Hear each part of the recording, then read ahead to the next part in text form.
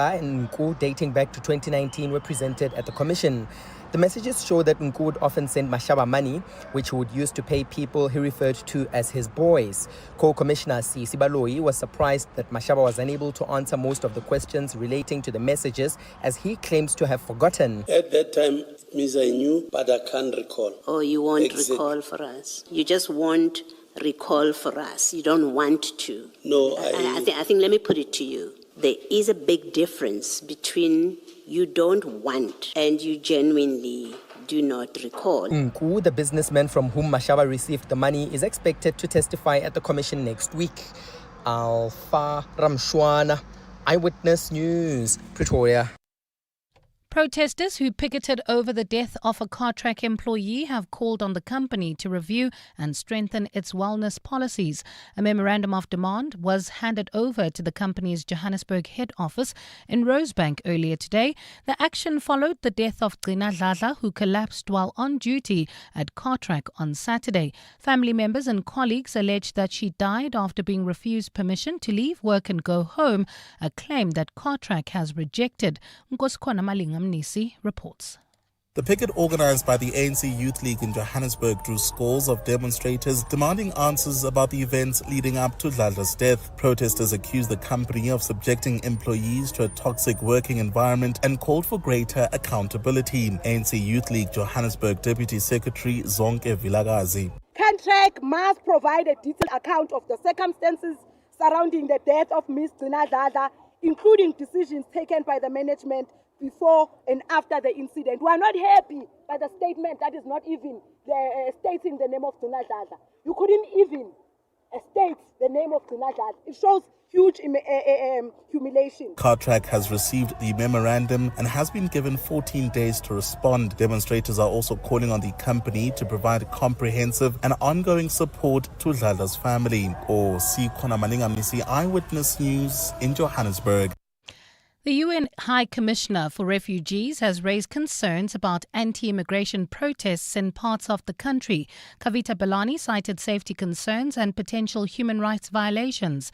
Belani led a delegation to meet KZN Premier Tami Ntuli earlier today. The meeting comes ahead of a 30 June deadline set by anti-illegal migration groups demanding that undocumented migrants leave South Africa. Belani says these sporadic protests are worrying and has questioned KZN authorities about their interventions. We are quite concerned about the current situation, and we know a lot of work is being already done by provincial authorities. So we'd like to hear a little bit more, and also where you think are some areas where we could come in to jointly work together on this. Bearing in mind we did have an MOU of 2019 on our joint work between the UN and the KwaZulu-Natal government.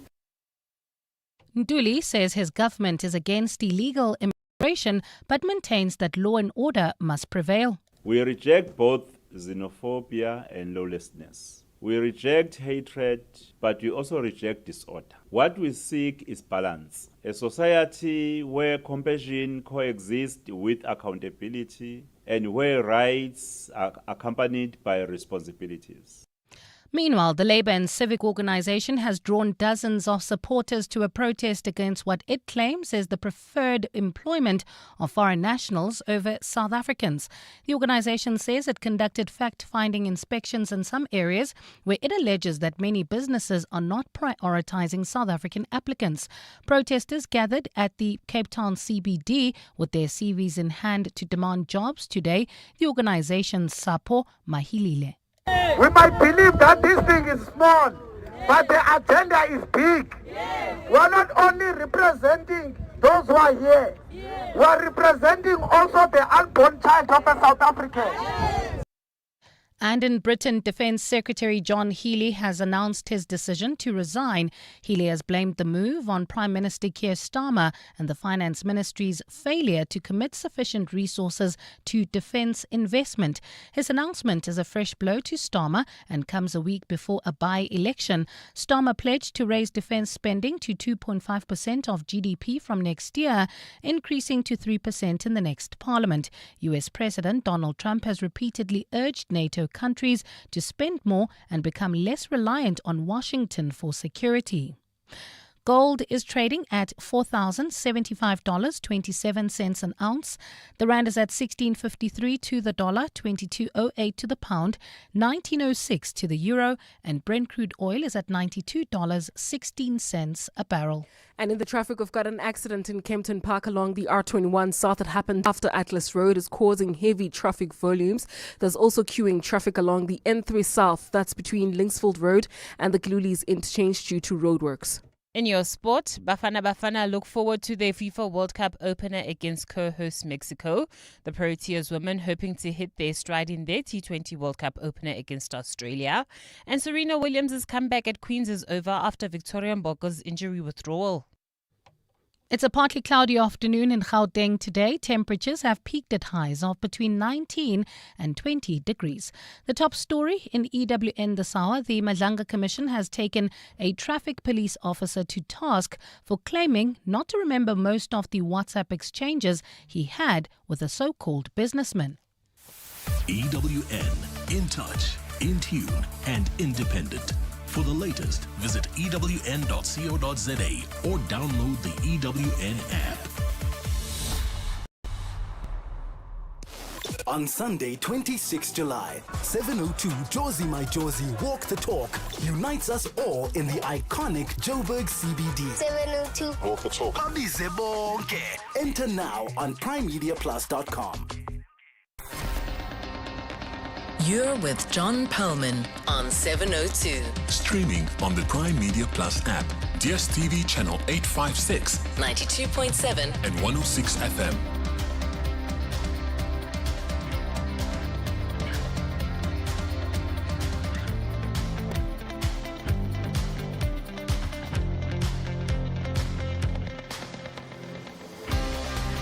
Very good afternoon, everyone.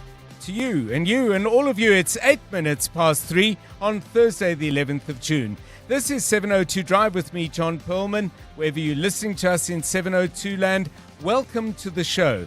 It is just under 6 hours before kickoff at the Azteca Stadium in Mexico City. Of course, the expectations are very high, and it's going to be an amazing game, an amazing atmosphere. And as a team, we're looking forward to the game. We're excited, and we know how much it means to everyone back home and ourselves. And yeah, we're looking forward to the game. So we don't have pressure. The pressure is on Mozico as the host. So for us as a team, we know what is expected of us, and we know how much we prepared for this game and for this tournament. Tebogo Mokoena, boy, does he sound confident. He should be after, as a Sundowns player, having gone through some really tough challenges in African Cup competition. Talking ahead of the game last night, Robert Marawa is in the Mexican capital. He joins us at 10 to 4. Alpha Ramashwana is at the Madlanga Commission. You heard a moment ago from Mbali Dlamini. Chief Mashaba having rather a tough time in the witness stand. Alpha with a summary shortly. And then in Nkosikona, Malinga Mnisi has been covering those protests that you've also been hearing about in the EWN bulletins. He's been outside the Cartrack headquarters in Rosebank. This in the context of a huge controversy and great unhappiness over an employee who died while working there. Many questions remain unanswered after the massacre in Cleveland earlier this week that left 12 people dead and 15 injured. Confirmed that there are, rifles which were utilized, but one cannot confirm as to say, is it the AK-47, is it the R5, is it the other made of a rifle, but we can confirm there is. Yeah, many questions around the ballistics. That was Gauteng Police Commissioner Tommy Mtombeni. And many questions as well about what prompted this atrocity. A question many people are asking is, why do Zama gangs turn on each other? Because a large number of people, and many of those from within the Jumpers Informal Settlement, have been saying this is to do with contestation of opportunities to steal gold via illegal mining. We'll put that question and some others to Graham Kutzer. He's written a very important book on these crime syndicates and the larger picture of Zamas. He joins us for that at 4:10. It's been getting cold lately, and every winter, South Africans, me included, say, oh man, it's cold. And yeah, my house is cold. And I've had this question from many foreigners who say, why don't you just make your houses warmer? And yeah, I mean, I can't say I've ever done anything to do anything dramatic in that. I mean, if you could turn all the rooms, maybe that they could spin so they're constantly north facing. But I mean, that's going to be expensive and probably impractical.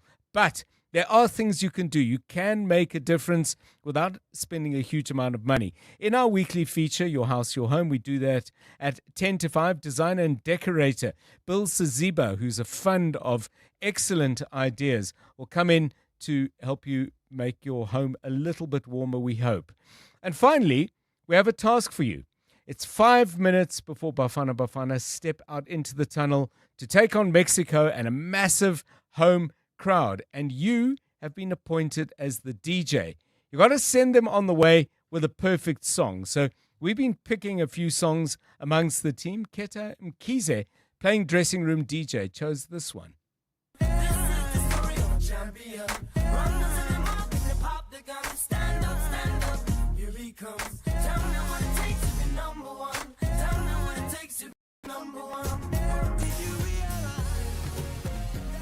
Okay, we got Kanye. What have you got? Dressing room DJs, can you beat that? Around 20 to 6, we'll play as many of your selections as we can. But if you start sending them to us now, maybe we'll find a way to start slipping them into the show. Where are you watching the game tonight? That's the other thing I'm keen to know. If you've got some plans or you've got a suggestion where we Joburgers should go. I think Joburg is probably the limit of my range. I'm not going to fly anywhere for the game, but yeah, where are you going to watch the match? Do you prefer to kind of suffer and sit on a couch so that you can hide behind, or do you prefer to be in a crowd and feel it?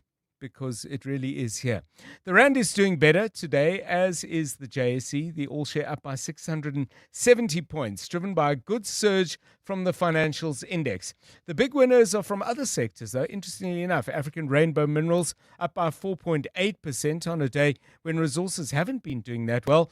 Motors is up by 3.9%. Dischem is up by the same amount. On the downside, Tungela has lost 3.4%. Bytes weaker by 3.1, Anglo Gold down by 2.9.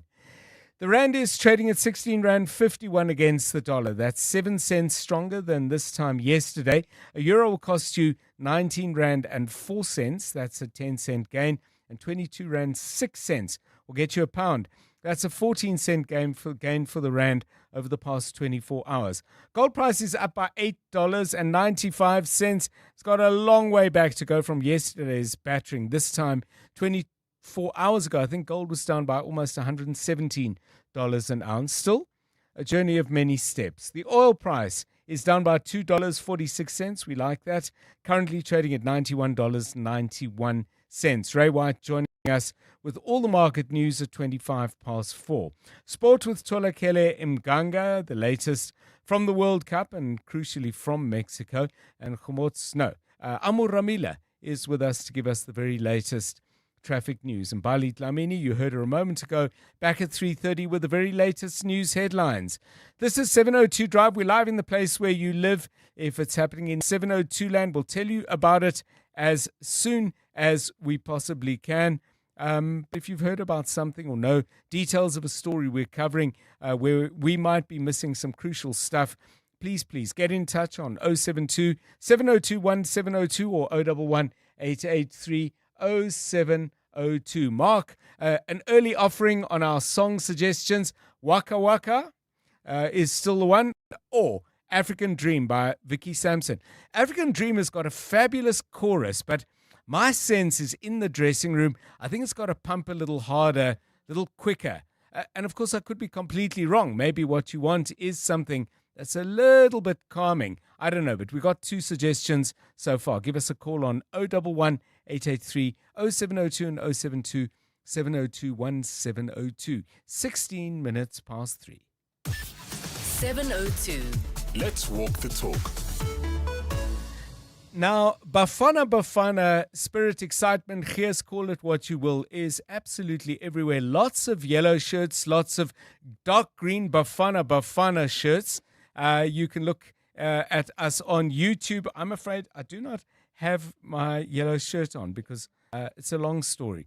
I'll wear it later in the week, maybe later in the tournament. But there was an absolutely wonderful moment at the Madlanga Commission of Inquiry where all three of the commissioners, Advocate Sandile Khumalo, Advocate Sisi Paloy, and of course Justice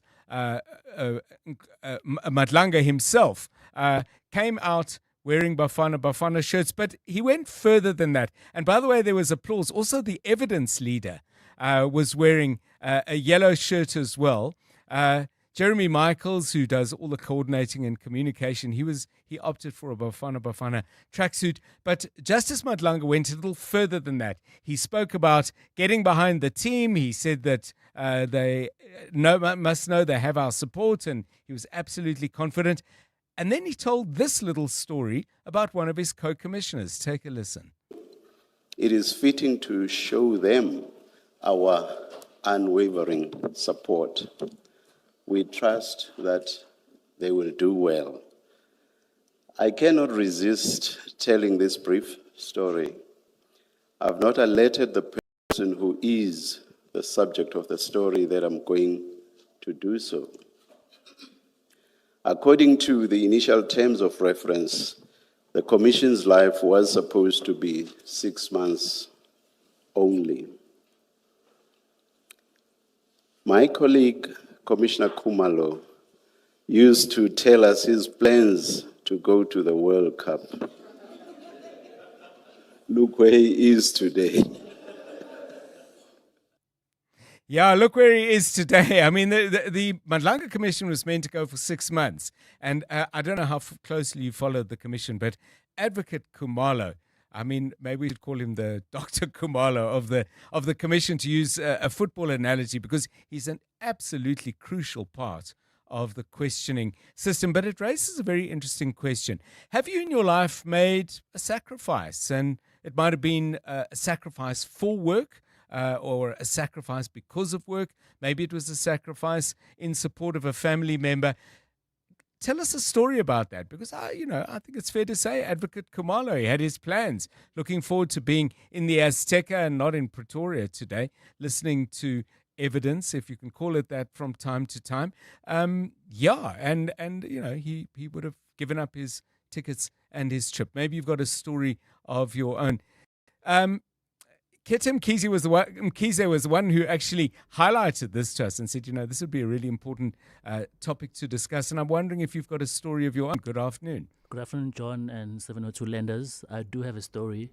I'm a very big music fan. Yes. And we've spoken about one of my favorite bands before, Earth, Wind and Fire, but I'm also a big family person. So when they appeared in Cape Town, there was Umcimbi at home as well. So I had to choose which one was more important at the time, and I ended up going home for Umcimbi.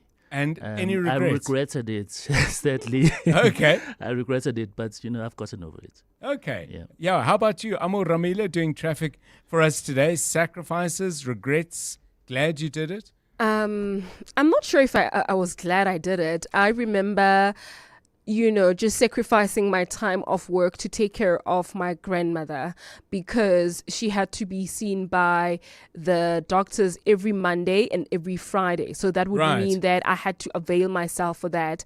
And it was long hours. By the time we got to the second week of doing this, the doctors and the people at the hospital had already known us by then. So they would help us jump the queue, and so that we could, make quick and finish, because her thing was just the diet and what have you. Right. And then we were in and out. And I think more than just me sacrificing for my grandmother, I think the people who worked at the hospital really sacrificed their time for my grandmother. And I will never forget them for that, because it was a significant moment for us, because we were able to understand her health and how she was supposed to eat and why she was supposed to eat that way. So, yeah, I think that was one sacrificial moment that comes to mind every time I think about sacrifices. Yeah, and over an open-ended one, because you Yeah. had no way of knowing how long it would take.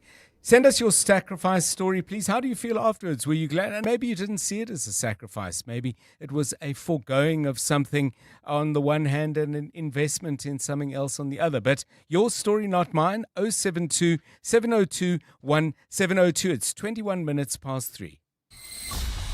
EWN Traffic.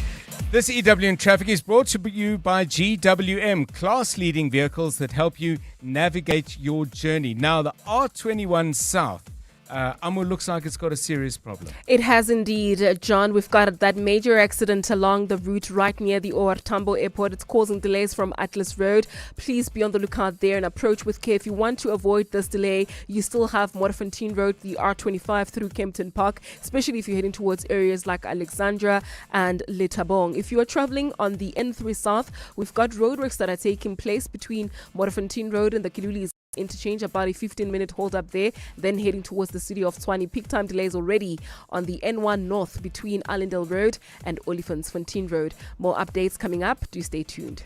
There's more EWN on air, online, and on the EWN app. Another fuel hike means more adjustments, like using every loyalty point just to get by. Okay, use the points first, then this voucher. Wait, I have a coupon on my app for the bread. And then I'll swipe the remaining R2, please. Don't let the fuel hikes restrict you. Get 5,000 Rand for fuel when you buy any GWM vehicle this month. Visit your nearest dealership or go to gwm.co.za to book a test drive. T's and C's apply. GWM. Go with more. Bongani Bingwa, 702 Breakfast. Weekday mornings, 6 to 9. Your song for Bafana Bafana, send us a WhatsApp voice note, sing it, and we'll try to sing along.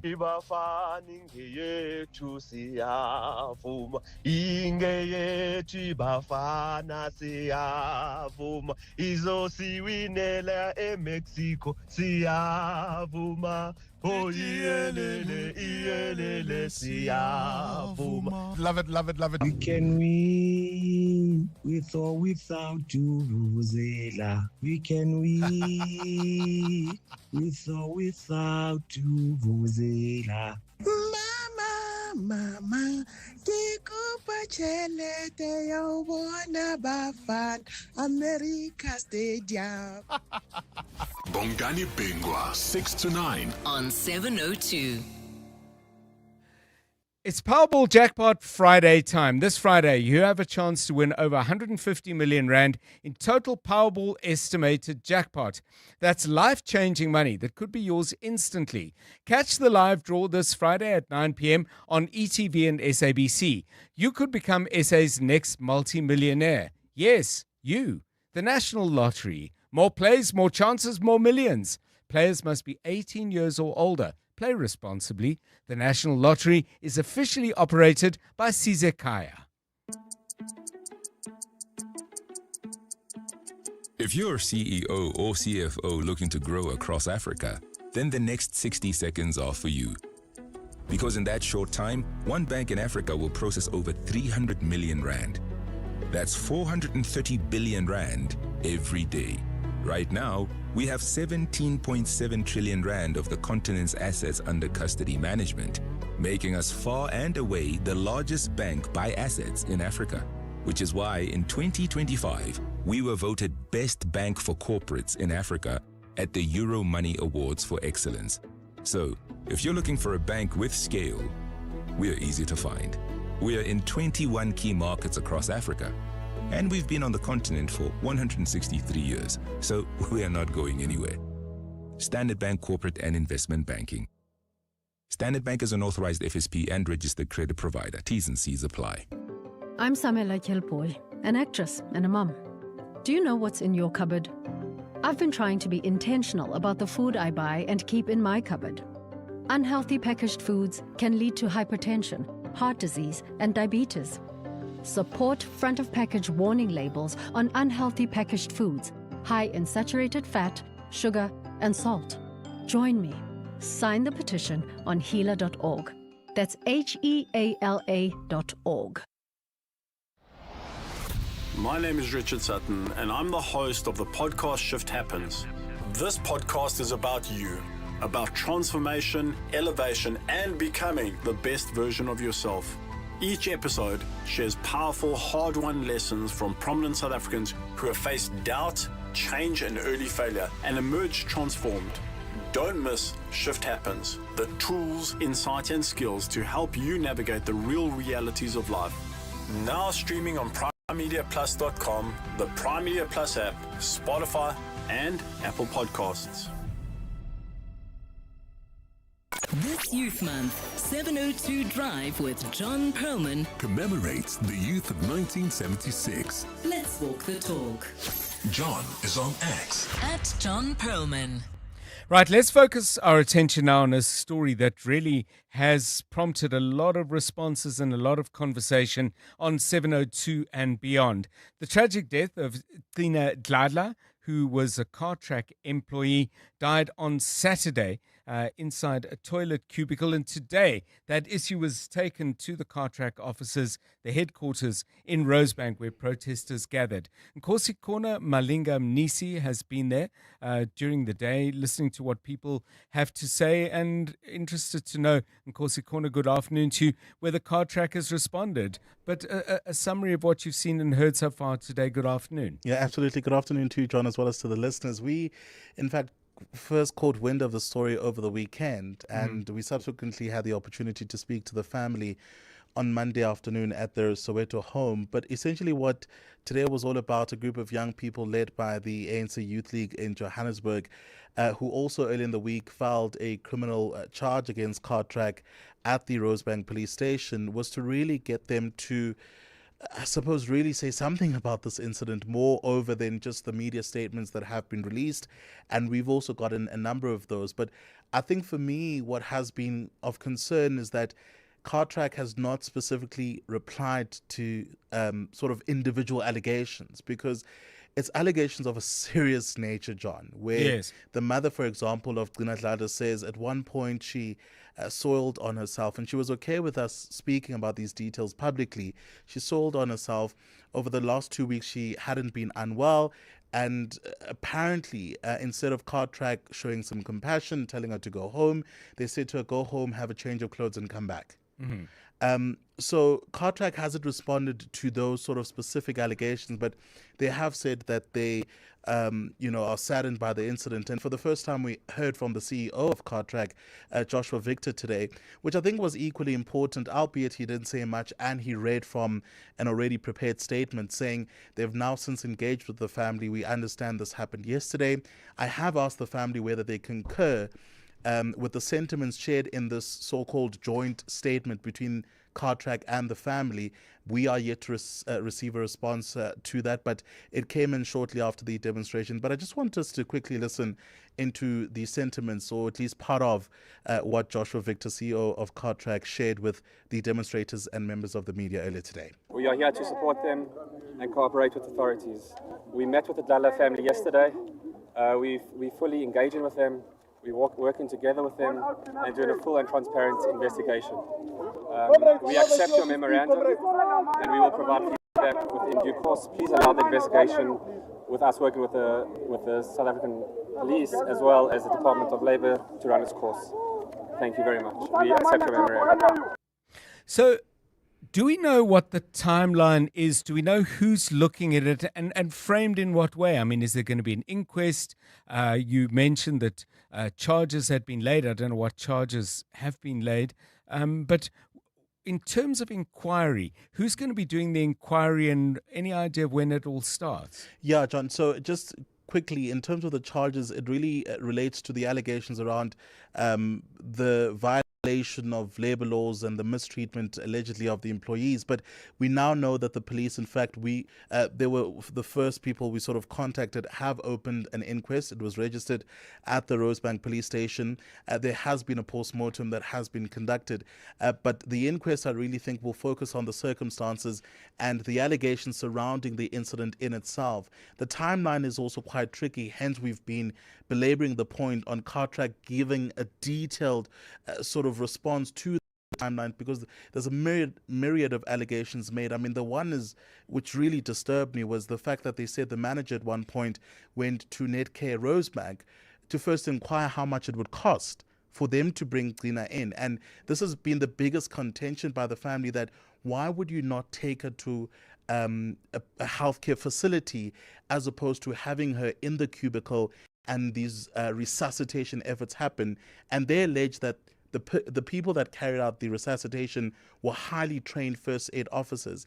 But according to an account from an insider, an employee who sent us a letter, this is all not true. And as I said, Cartrack yet to respond to those very specific allegations. Yeah, I think the likelihood now that it's the subject of legal procedures is they're probably going to say less, not more, because if it's going to go to an inquest, I suspect their lawyers are advising them to reserve their answers for that. But thank you, Nkosi Kona Malinga Mnisi, trying to find out as much as he possibly can about this issue. Anything that breaks, we'll let you know. 28 minutes to 4.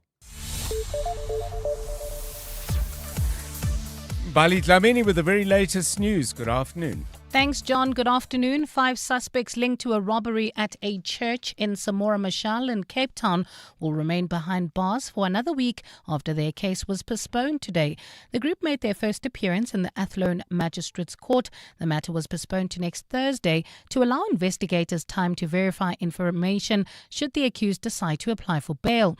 The suspects were arrested on Tuesday after a video circulated widely on social media showing a man brandishing a firearm during a church service on Sunday.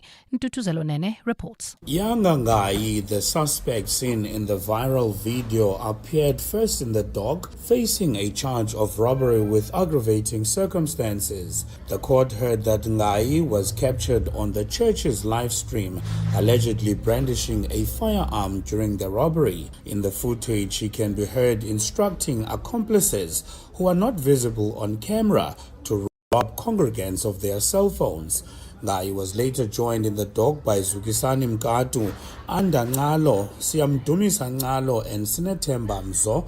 The 4 co-accused face charges relating to the possession of suspected stolen property. The court heard that the group was allegedly found in possession of items believed to have been stolen from the church, including musical equipment. Ndutuzelo Nene, Eyewitness News at the Athlone Magistrates Court. Let's stay in the courts. The trial of alleged underworld gang boss Nafiz Modak and 14 others had to be postponed today because an accused who disrupted proceedings this week fell ill. Modak and his co-accused faced a slew of charges including murder, racketeering, extortion, money laundering as well as fraud. Carlo Peterson has more. Alleged leader of the terrible Westsiders gang in Woodstock, accused number 4 Taufik Brown, failed to appear in court today after disrupting proceedings this week. For 2 days in a row, Brown dramatically removed himself from the dock after venting concern about his wife Koto Brown's name being mentioned during the cross-examination of accused number 3 Ziad Poole. Poole was being questioned about his alleged involvement in the attempted murder of attorney William Booth in April 2020. Brown's wife had previously entered into a plea deal, admitting she allowed her vehicle to be used in the Booth attack. Defense lawyer Inga Jansen, who represents Brown, presented the court with a letter from Paulsmoor Prison today indicating he was suffering with high blood pressure. Carlo Peterson, Eyewitness News, Western Cape High Court. And in the UK, police have arrested 16 people during running battles with protesters in Northern Ireland. Earlier, officers used water cannons to disperse the crowds. There have been demonstrations since last week following a brutal stabbing in Belfast. 12 police officers have been injured during the continued unrest. A Sudanese man appeared in court yesterday, charged with the knife attack that triggered the demonstrations. It's a partly cloudy afternoon in Gauteng today. Temperatures have peaked at highs of between 19 and 20 degrees. And in the traffic, we still have got that accident on the R21 South in Kempton Park heading towards the OR Tambo Airport. It is causing heavy traffic volumes coming out of Atlas Road. There's also queuing traffic on the N1 North between Allendale Road and Olifantsfontein Road due to peak time delays as well as roadworks along the street heading towards the city of Tshwane. The top story in EWN, 5 suspects linked to a robbery at a church in Samora Machel in Cape Town will remain behind bars for another week after the case against them was postponed. Aubrey Masango. Weekday evenings, 8 to midnight. The Madlanga Commission is literally delivering far more than all of the commissions of inquiry we've had put together. Even the billion one. Yeah, even the billion one with a guy that sounds like Barry White. Barry White gives us a commission for $1 billion. I like Barry White. I think he's a nice guy. And yet we have not had any return on investment. The Farlam Commission, that other one that was an absolute whitewash about the arms deal. That one was a joke. You know what? They should actually arrest all of those people. And what we should do is we must bring them all to the Matlanga Commission. Arrest them. Even if we don't have charges, just arrest them. We'll decide what the charges are. Just put them in jail, all of them. Aubrey Masango. 8 to midnight on 702. 702. The 702 Jozi My Jozi Walk the Talk is calling on you to walk with the people, for the people, on Sunday 26 July. Babize Bonke. And this year you can choose from 3 different inner city routes. The 8-kilometer 44 Main Street route takes you from Ellis Park through Maboneng and Jewel City, past the Field of Dreams and the Maharishi Invincibility Institute.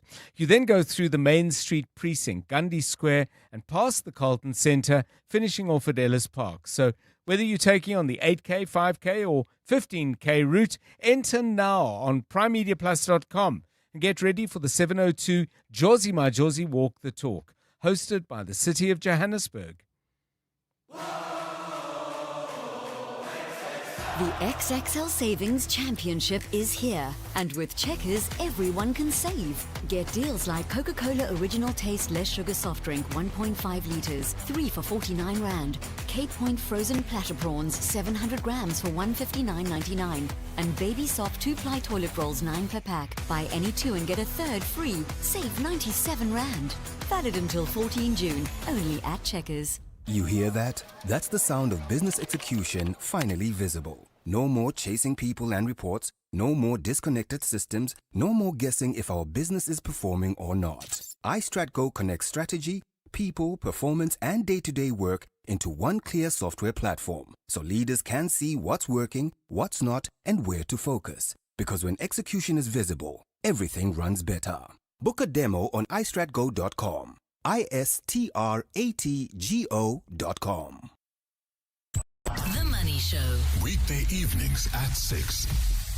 The Pay Inc. Economic Index releasing data that's showing that things have slowed down in the past 6 months when it comes to economic activity in the country. I think what we have seen is the impact, slowly but surely, of what we have seen in terms of fuel price increases, and also we had the increase in the repo rate recently. So all of this is starting to impact on pockets. Elis Kricha, independent economist.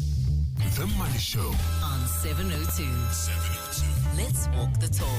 The Money Show is brought to you by Absa Rewards. Get double cash back depending on your rewards tier when an African team scores and wins at the FIFA World Cup 2026, courtesy of Visa. Use your Absa Visa card at rewards partners on match days to score. Join Absa Rewards on the banking app. Your story matters. Absa is an authorized FSP and a registered credit provider. T's and C's apply.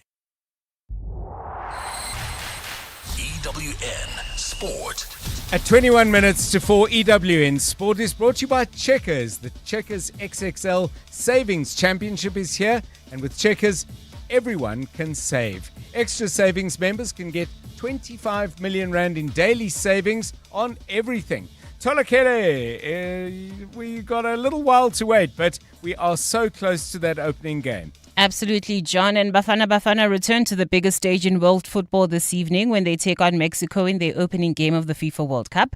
The clash is a rerun of the 2010 opener, which finished in a 1-1 draw. And Hugo Broos has told his charges to ignore the noise as they focus on putting their best foot forward. To focus on the match plan. That is the most important thing. Those 85,000 Mexicans don't play. They are just shouting. And if you are a home team, it's very important to have 85,000 people in your back and shouting and singing and whatever. But we have to focus on our game plan. And if we can do that, if we are not too much influenced by the noise of the 85,000 Mexicans, then we can have a good game tomorrow. Rob Edwards has revealed that he found out on social media that he was fired by Wolves after just 7 months in relegation from the Premier League. Cesar Piqueto is now expected to replace him after guiding Gil Valencia to 6th place in the Portuguese Primeira Liga. Wolves have already started planning for the championship by signing Kieran Trippier, while Raul Jimenez is also returning. That's after his Fulham contract expires at the end of the month. Switching over to the T20 World Cup, where the Proteas women will open their campaign on Saturday against Australia. South Africa come into this year's tournament after consecutive finals appearances in 2023 and 2024. And for coach Mandla Mashimbi, he's discussed if past appearances have put them under pressure. To be honest, people are entitled to their own opinions. Perceptions are always going to be there about certain teams, rightfully so. And I think you can't blame a person thinking that we're not the favourites because other teams have done it and we still haven't done it. So we need to change that narrative. And the only way to change that narrative is to make sure that we go all the way this time around. And that's a plan, really. So, but we're not really focusing on what people think of us because even if they did make us the favourites, it still wouldn't matter.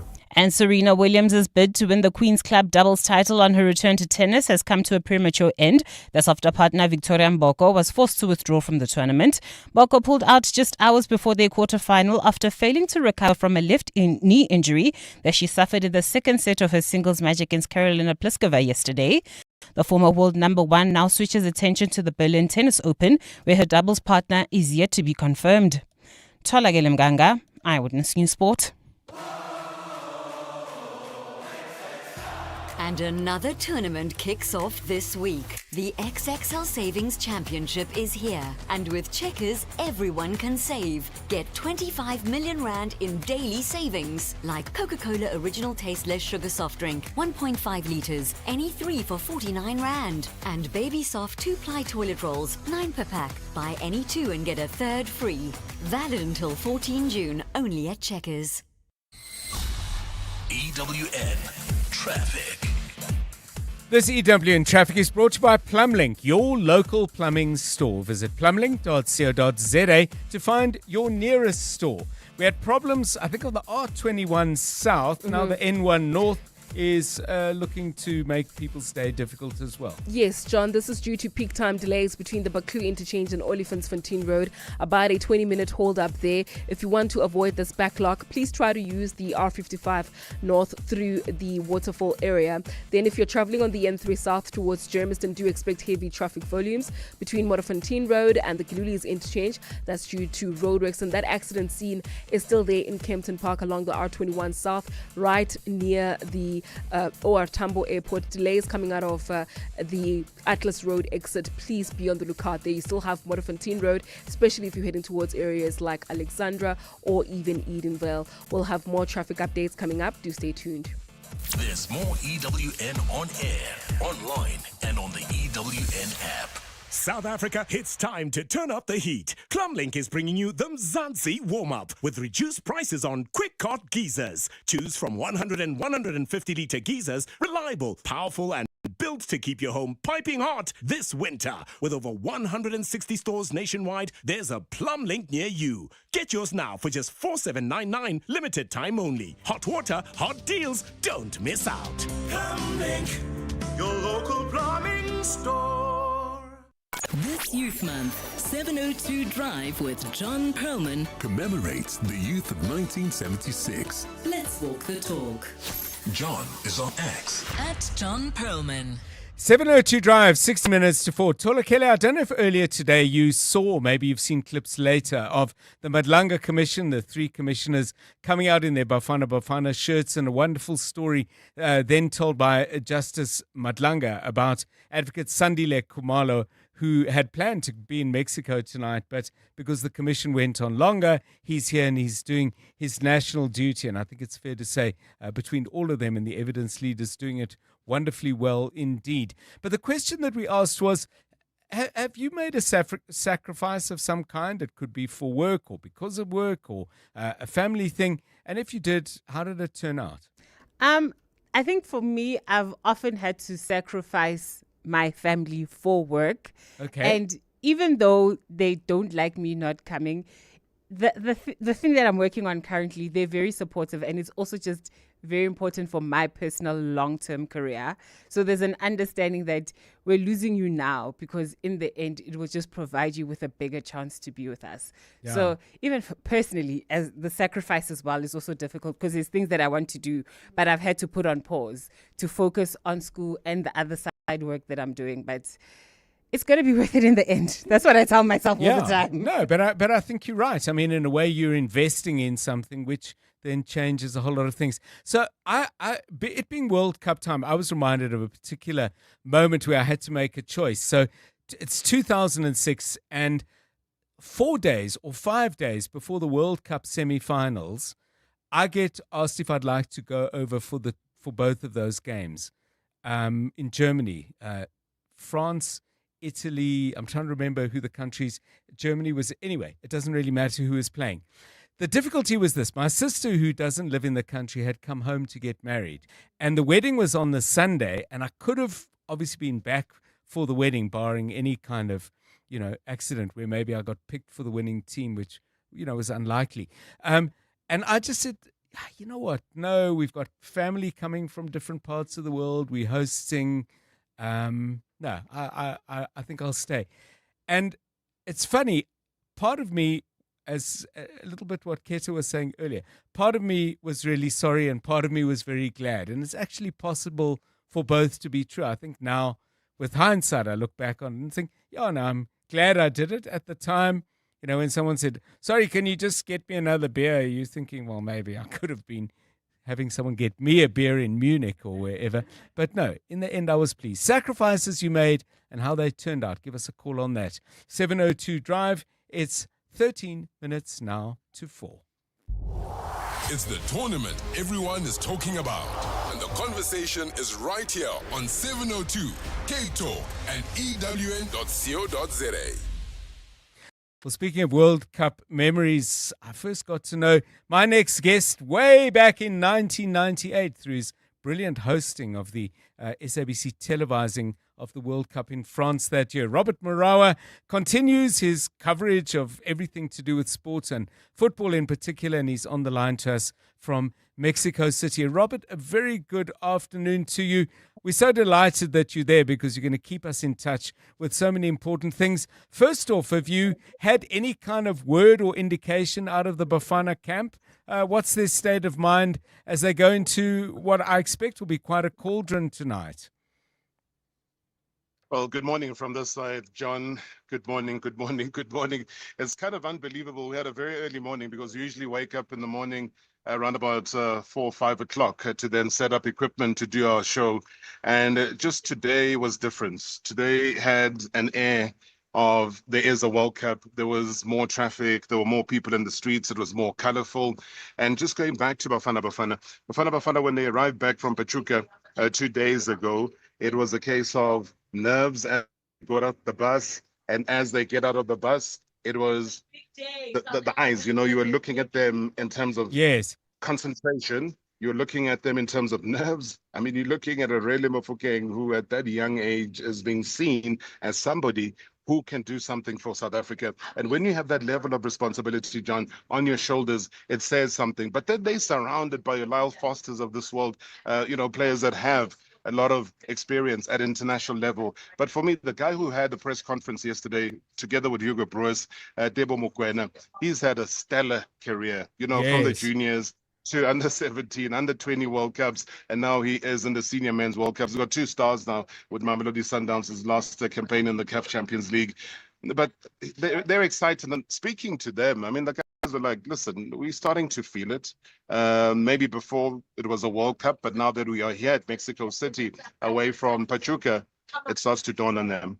And they're playing in a stadium that holds such a huge part of World Cup legend. I mean, the great Brazilian team of Pelé won it there in 1970. Maradona won his first and only World Cup there 16 years later. 87,523 people can fit in. Apart from the more polite people in the corporate suites, perhaps, Robert, the crowd will be vociferously behind Mexico, with the exception of a few South African fans. What do you think Hugo Broos's strategy has been, and Helman Mkelele alongside him, to prepare players for that level of hostility and partisanship? I asked Mbata, who plays for Orlando Pirates, because, again, for him, it's his first sojourn as far as this level of football is concerned. And he said what they have decided as players is to use whatever force that's coming through from the stadium. Yes. And, John, I mean, they were talking about numbers of 123,000 fans that can actually fit into the Azteca Stadium. Goodness. So I don't know. I think it's expanded somewhat. But they were saying that they're going to take that energy and absorb it as Bafana Bafana. Because, one of the staffers said to me, sort of in confidence, and I said, are the guys going to go defensive as far as the game is concerned? He said, no. South Africa will see tonight, South African time, this afternoon, Mexican time, a different type of approach from Bafana Bafana. So that made me quite anxious to say, what do you mean? Are you going to go even more defensive? It says, no, we're not going to go more defensive. In fact, it will be attack. It's just going to be what happens in midfield. And I started thinking, then what does it mean? Because I know Lyle Foster is always the first choice as far as the strike force is concerned. Does he play Rele as a number 10? Moremi has been there playing. Are they going to do more overlapping with the Mudau and Mudiba now that he's injury free? So it's fascinating what's going through Hugo Broos's mind, because you'd remember, John, back in 1986, Belgium played against Mexico at the very same stadium. They came unstuck then, but then they went on to the best World Cup where they finished in the top 4 as far as the World Cup is concerned. So maybe those memories of him as a player then can transfer to coach, then to player, then to just upsetting the apple cart, because as far as I'm concerned, 4 points is enough for South Africa to go through. Otherwise, as one of the 8 top 3 finishers out of the 12 groups in the World Cup. And Robert, let's step away from the players in the match for a moment. Obviously, Philip isn't there, but is Felipe there? Is Mexico buzzing? I was disappointed with all my crossings, and the broadcast. I kept saying to people that, South Africa, pat yourselves in the back, because whatever it is that you did back in 2010, you really outdid yourselves. I expected something of that and more. We know how colorful the Mexicans are. We've seen them, but it was flat, John. Yes. When you get to a place and you're disappointed, you're seeing little cutout flags of all, the countries that are participating here.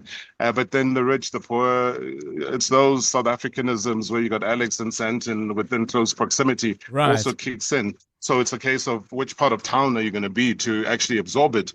And here we are this morning. We're broadcasting from a place called Ekaya. So it's got all the displays. Like yesterday, Minister Ronald Lamula was here. Patricia de Lille was here. Minister of Sports, again, was saying to the fans, hey, if we win tomorrow, all of these fans that have won this competition are not going to go back home. They're going to stay here, which caught a lot of people by surprise, including some of the people in his own department who then hold checks and sign those checks. Yes. But it looks like, Gayton McKenzie is onto something here. There's another flock of fans that are going to be leaving South Africa, heading to Atlanta, and then another set of fans that are going to leave South Africa and head straight to Monterrey for the third group game. So a lot happening here. But, in terms of the vibe, I just think that on match day, which is today, later on, we will start to see that. Traffic here is traffic 24/7. So yes. It's going to be interesting. Yeah, and some of the busiest traffic in the world. Back to the football. Robert, you've covered so many big tournaments. World Cup obviously is the biggest in football. But strategies around a group, because, you talk about 4 points needed. Do you think there's any part of the strategy saying, well, we'll try and get 1 here and 3 there? Or is Hugo Broos the kind of coach who says, for every single game, we need to have a strategy to win that game? We'll count the points, when the final whistle is blown. Yeah, he's going to be always aware, John. He's going to be always aware of the points game. He'll be aware that South Korea were the only unbeaten team as far as the qualifiers are concerned for the World Cup. They had a very strong qualifying record, and it goes a long way back. They're making their 11th consecutive appearance at the World Cup. A run that stretches back to 1986 as well, so which only the likes of Brazil, Germany, Argentina, and Spain on a longer run of consecutive participation. So South Korea, who people scoff at, they laugh at, and they say, I will beat them. And I say it's very difficult opponents, those to beat. But Czechia as well. The technical team members were saying to me yesterday at the lobby of the hotel where the guys are staying, says, don't write off Czechia, because again, when you look at it pound for pound, player for player, their average height is something like 1.89. So these are big boys when you compare it to your Pauluses of this world, the Gangs of this world, Moremis of this world. They're far bigger boys. But what does that mean? So all the data analysis has been done, and Hugo Broos has surrounded himself, thank goodness, with some of the best that South Africa has as far as data collection is concerned. And they were crunching the numbers, just telling me a lot of data, which I'm sure your listeners right now would not be interested in.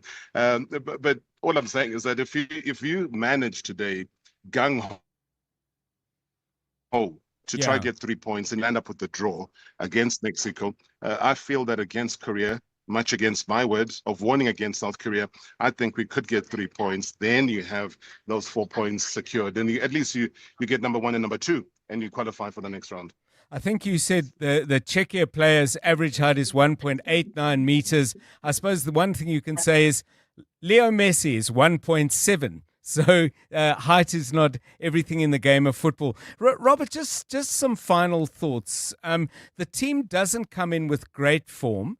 Is that all behind them? And again, drawing on your experience, when you get to a World Cup, is it almost like a fresh start where you don't look back on this game, that game, and maybe track 4 or 5 back, but you almost reborn as a team? Is that too optimistic?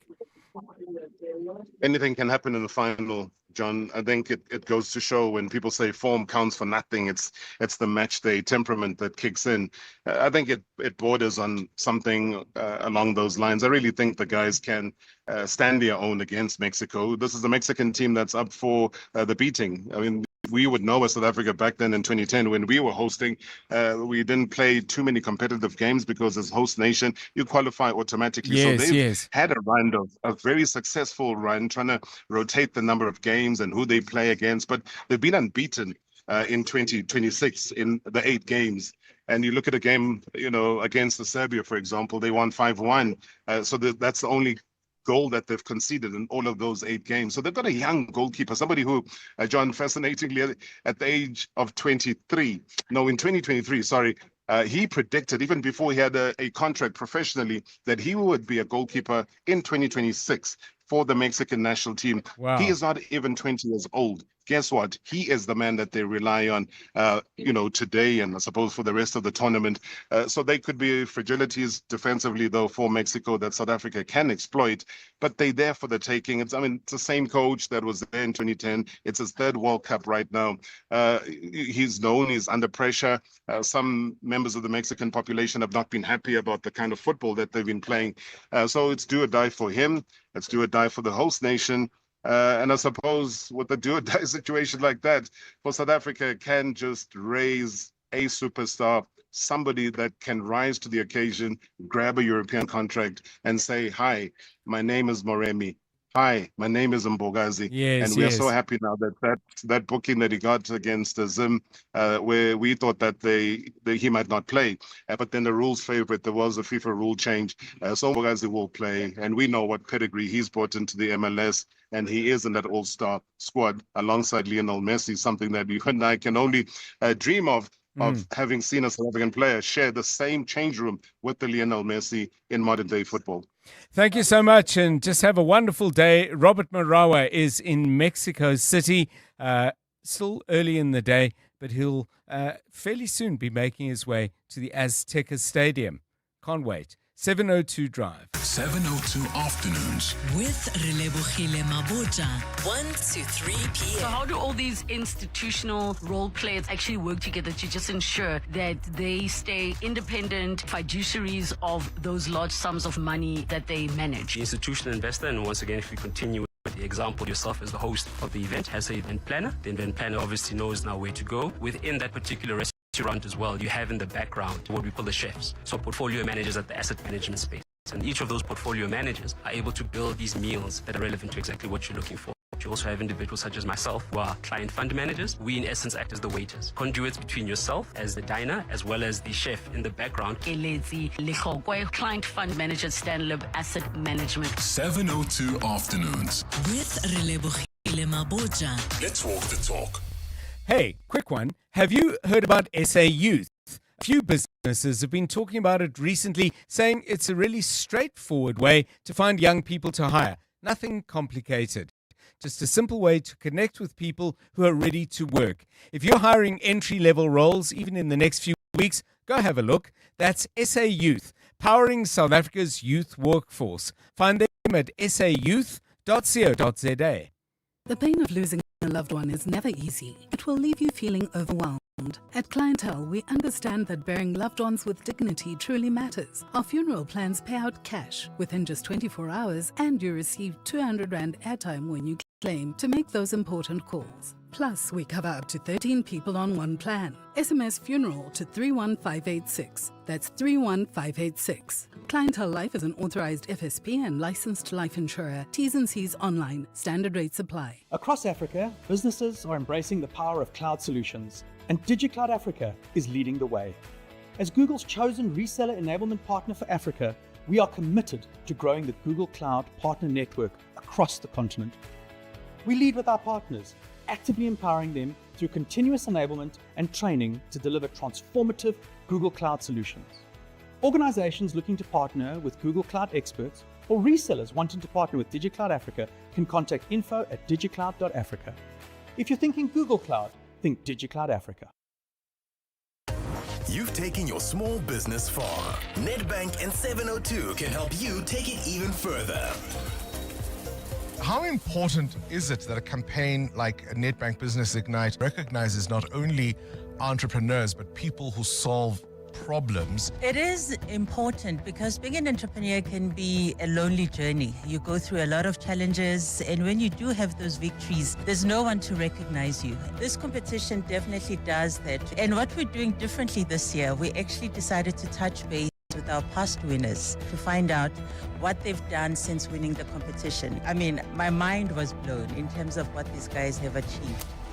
Nedbank Business Ignite with 702. Enter now on primediaplus.com or igniteyourbusiness.co.za and you could win 200,000 Rand. T's and C's apply. See money differently. Nedbank, an authorized FSP and registered credit provider. This is EWN. Cartrack's CEO breaks his silence over employee death, and Western Cape storm costs exceed 9 billion Rand.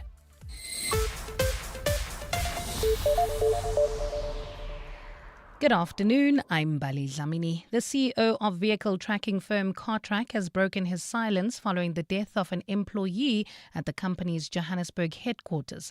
Joshua Victor spoke outside the firm's Rosebank offices today, responding to a memorandum of demands handed over by protesters. Victor expressed sadness over the incident and says the company remains committed to supporting those affected. Nkosikwana Malingamnisi reports. Nearly a week after Gunadlata died in a cubicle at the Cartrack office park, the company's top executive has finally spoken publicly. Addressing demonstrators and the media, Victor read a prepared statement confirming the company has since met with the Dlala family. We are here to support them and cooperate with authorities. We met with the Dlala family yesterday. We fully engaging with them. We're working together with them and doing a full and transparent investigation. Meanwhile, protesters are demanding transparency in the company's investigation and have given Cartrack 2 weeks to respond to their list of demands. Cartrack has still not responded to our second list of questions. Instead, they've shared what's described as a joint statement from them and the Dlala family. Eyewitness News in Johannesburg. Johannesburg officials have started tearing down shacks at the Jumpers informal settlement where 12 people were killed in a mass shooting. On Tuesday evening, unknown gunmen fired at a group of residents in the settlement and made off in a minibus taxi. Residents have told EWN they suspect the shooting may be linked to turf wars between illegal miners operating in the area.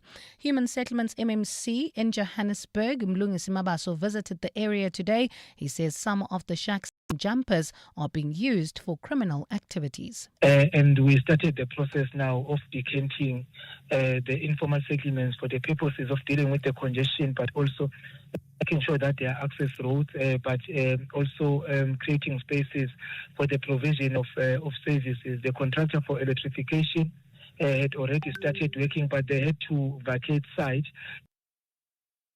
The Madlanga Commission has taken a traffic police officer to task for claiming not to remember most of the WhatsApp exchanges between himself and a so-called businessman. Gauteng Traffic Police Chief Samuel Mashaba is testifying about his involvement in a major drug bust in 2021. He has told the Commission that he received a tip-off about a truck transporting more than 700 kilograms of cocaine from Durban to Joburg. Mashaba has, however, been grilled about why he tried to process the consignment despite it being the responsibility of specialized policing units. Alpha Ramashwana reports. Gauteng Traffic Police Officer Samuel Mashaba claims that a man named Tumelo Nku was the source of a tip-off about a truck transporting more than 300 million rand worth of cocaine. WhatsApp exchanges between Mashaba and Nku dating back to 2019 were presented at the Commission. The messages show that Nku would often send Mashaba money, which he would use to pay people he referred to as his boys. Co-Commissioner C. Sibaloi was surprised that Mashaba was unable to answer most of the questions relating to the messages, as he claims to have forgotten. At that time, means I knew, but I can't recall. Oh, you won't recall for us? You just won't recall for us? You don't want to? No, I think let me put it to you. There is a big difference between you don't want and you genuinely do not recall. Nku, the businessman from whom Mashaba received the money, is expected to testify at the Commission next week. Alpha Ramshwana, Eyewitness News, Pretoria. A preliminary assessment of weather damage after recent storms across the Western Cape shows costs exceeding 9 billion rand. Recent storms brought heavy rain and strong winds to the province, causing loss of life, widespread flooding and significant damage to homes and infrastructure. Informal settlements and low-lying areas were hardest hit, with thousands of residents displaced. Carlo Peterson reports. Western Cape Premier Alan Winde says the cost of damage from last month's severe weather systems which swept through the province is now estimated at just over 9 billion rand. The preliminary figures were presented during a special provincial cabinet meeting earlier today. Winde says the agriculture sector was hit the hardest, with losses exceeding 5.2 billion rand, while damage to transport infrastructure is approaching 2 billion rand. Winde spokesperson Regan Thor. The scale of the damage exceeds provincial departments' budgets and delivery capacity, and additional funding will have to be sought from national government. Thor says the preliminary figures are still unverified. Carlo Peterson, Eyewitness News. And France and Switzerland have imposed tighter security measures for the upcoming G7 summit. The summit of some of the world's richest nations takes place from the 15th to the 17th of this month. It's expected that delegates will discuss the Middle East, Ukraine, and global economic imbalances. According to reports, France and Switzerland have struck a military cooperation agreement on G7 summit security. The arriving leaders are expected to pass through the airport in Geneva, which is 95% surrounded by France and connected to the rest of Switzerland by a strip of land. Gold is trading at $4,075.27 an ounce. The rand is at 16.53 to the dollar, 22.08 to the pound, 19.06 to the euro, and Brent crude oil is at $92.16 a barrel. And heading towards the Joburg CBD, we've got a major accident seen along the M1 North. It happened right near the Crown interchanges, causing delays from Boyson's Road.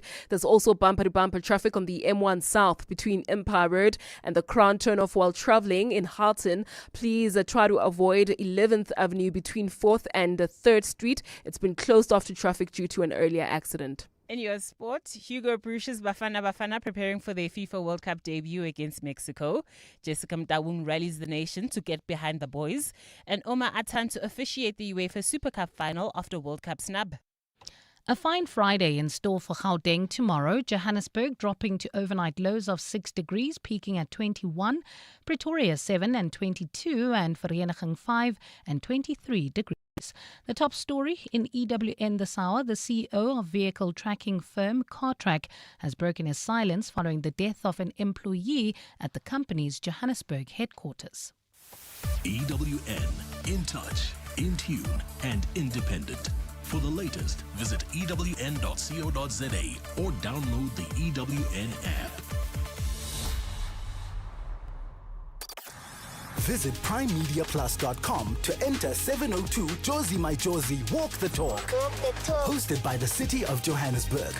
Walk with the people, for our Josie. For Joburg, by Joburg, in Joburg. Bamise bonke. 702. Drive home with John Perlman. John Perlman, 3 to 6 p.m. On 92.7 and 106 FM. Let's walk the talk. 11 minutes past 4 on 702 Drive. If you missed Robert Marawa coming to us live from Mexico City, please do yourself a favor. Go to primemediaplus.com and just listen back to the recording that you'll find there. Lots of insight on the mindset of the team from Robert. The most interesting, I thought, is the word he's getting is most people, or many, would be expecting, well, let's defend and see out the Mexican storm, the Mexican wave, if I could force a cliche in there. But he says, no, actually, the team's intention is go out, play our game, not wildly, crazily, not leave huge gaps, but no, play some football. If that's what we're going to see, I will be delighted, because I think that's the best way of dealing with the kind of pressure they'll be under. Good vibes from Robert. By all accounts, great vibes coming out of the Bafana camp. Welcome to the second hour of the show. We'll be going back to Mexico City for an update, but that's after 5 o'clock. Between now and then, a couple of things. We're going to try and get some insight into the kind of violence that takes place between Zama gangs that is very much uppermost in people's minds, many people's minds, I should say, after the brutal killings out at the Jumpers Informal Settlement in the Cleveland area. We'll be talking to Graham Kutzer, book author, who's looked very closely at this area of criminality and violence. He's with us shortly. And then we've been asking you for your songs that you would play in the Bafana dressing room ahead of those kind of last 5 minutes before they step into the tunnel and out into the opening match of the World Cup. We've got some of that for you, but we'll play plenty of those at 20 to 6. Very much colder days at the moment. A lot of people say, I wish my house was warmer. In our weekly feature, Your House, Your Home, we'll put you in touch with somebody who can give you some tips on how you can start making the place where you live and kind of survive through winter a whole lot warmer. 13 minutes past 4. 702. WhatsApp John On 072 702 1702. Good afternoon, Dr. John. I remember the sacrifice that I did in my life, which I don't regret. I remember taking my mother because she was fragile and very sick, needed somebody who can take care of, and I took my mom and I stayed with my mother, and my husband, which is now my ex-husband, didn't like it.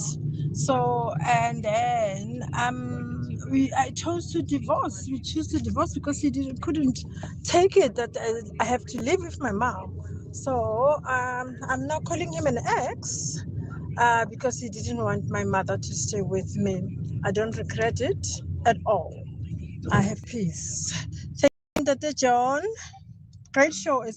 Good afternoon, Brother John. You know, I've seen on social media, especially on X, you know, a lot of the comments would come from people who have worked in this industry, as well as the previous and current employees of Cartrack were also commenting on that.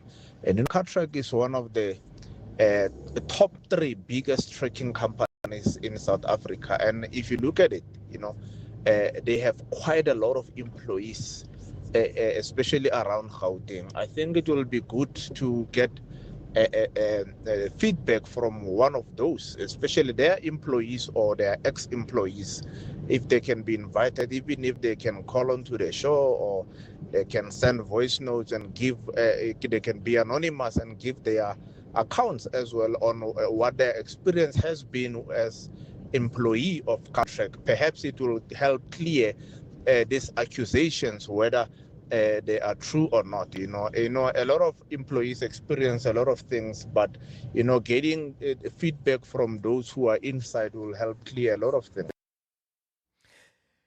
702 Drive, it's 4:15. Please keep your voice notes coming on 072 702 1702. That song, if you're the dressing room DJ, that you're going to play for Bafana Bafana just before they step out for that World Cup opener. Charles had his DJing interrupted by spell check, which changed his song selection to Kalamata. And then he made it absolutely clear that he was not suggesting they should eat a few black olives, but should rather listen to the Mendoza classic, Nkalakata.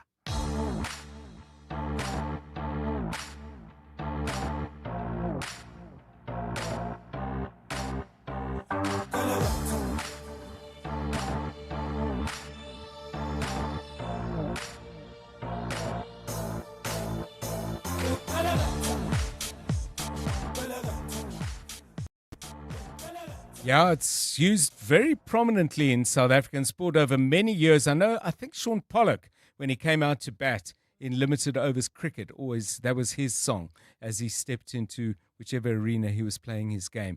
702 Drive, it's 16 minutes past 4. EWN Traffic.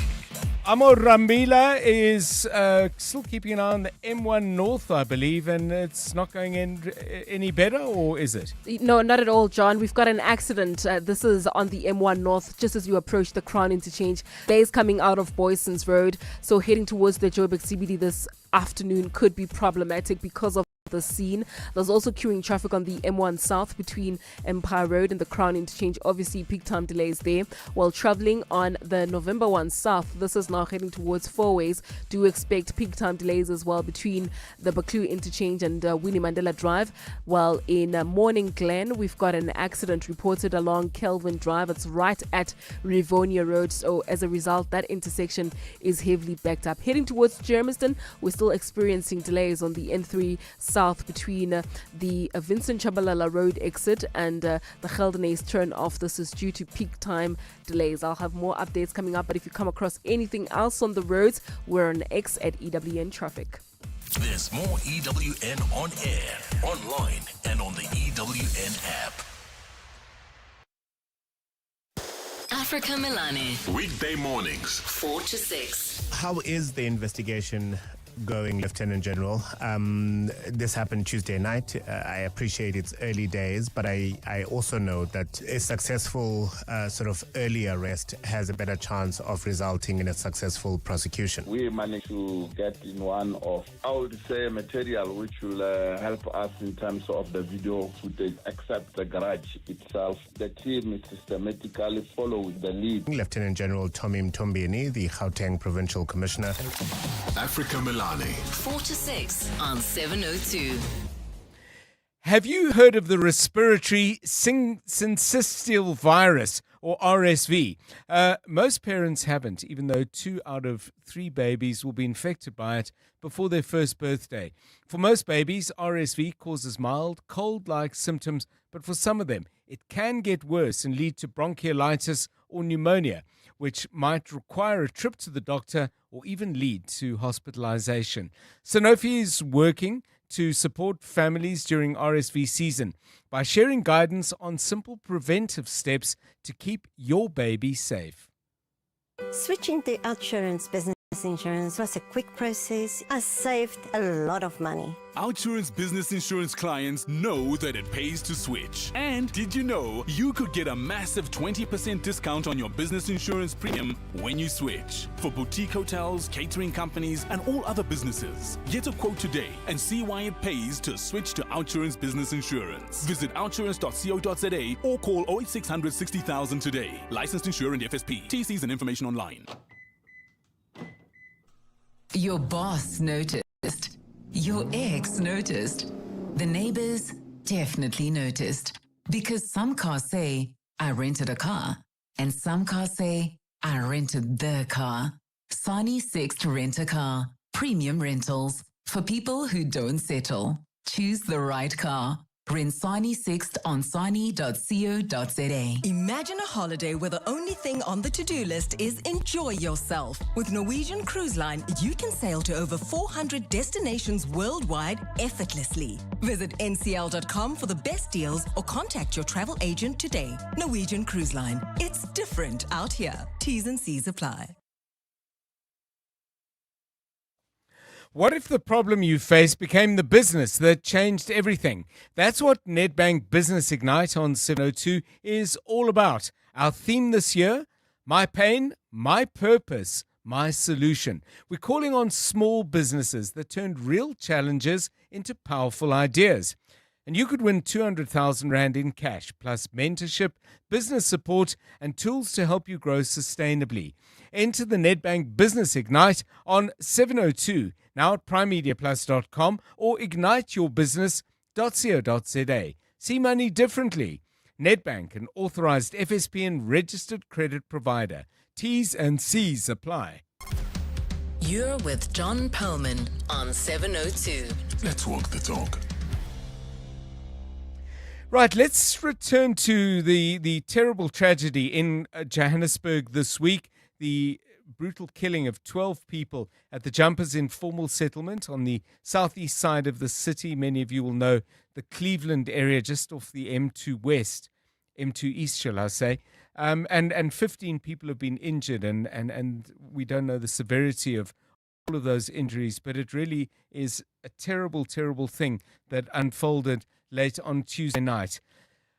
Some of the speculation has been that, and this is not just speculation, but some of the comments coming out of the community have been that this is related to battles between different syndicates that are mining illegally in the area. We thought we'd bring in somebody who's studied this extensively. Graham Kutzer is the author of a book called Zama Zama, Inside the Illicit Mining Underworld. Graham, welcome, and thanks very much for giving us your time. How common is this kind of explosion of violence? And in asking the question, I am making the assumption that this may be related to illegal mining, but do these syndicates clash, and if so, why? Good afternoon, John, and always a pleasure to join the 702 team. Also, I also just want to reiterate at this stage, we can't be sure that it is related to illegal mining, but of course, we know from the community, even police suspect that it is related. And just to give the listeners a bit of history, the Jumpers Informal Settlement is actually located on a very old gold mine, which was called Jumpers Deep Gold Mine. And it has been a hub for illicit mining activities over the years. We've seen police raids there over the years. So it is not it's obvious why people are connecting the dots in that way. Having said that, it's nothing new in the illicit mining world, the levels of violence. Often we do see factional wars between rival groups, and they're usually fighting for control of some of these old shafts.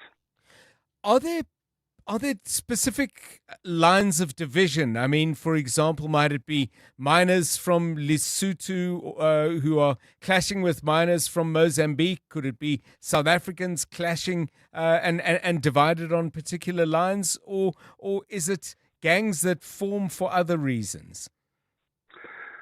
It's organized crime. So the gangs form because of the need for profit. It's a crime that is driven by greed, by profit.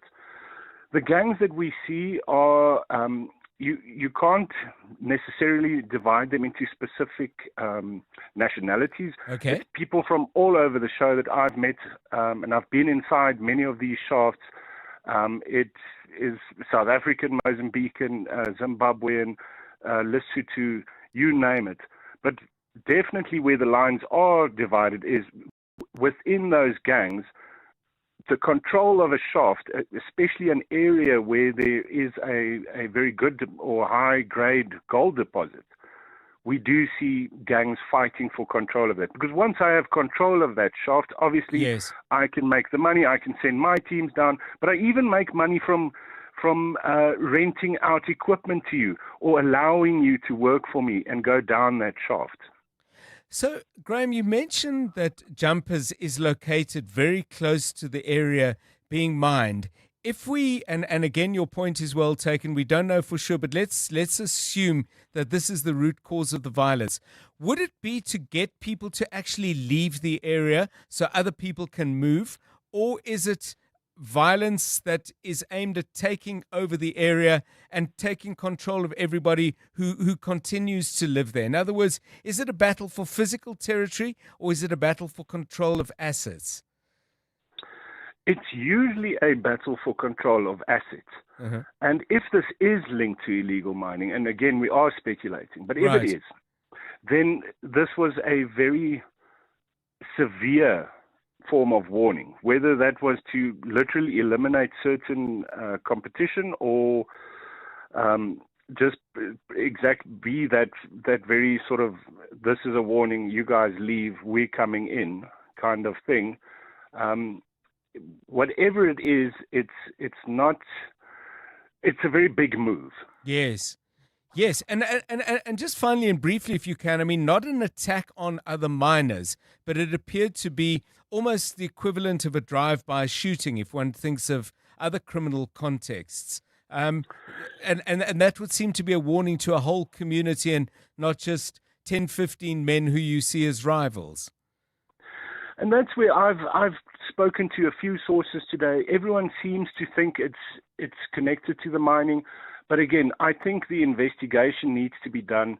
We need to know who those people were. Yes. Were they specifically targeted? Were they part of illicit mining?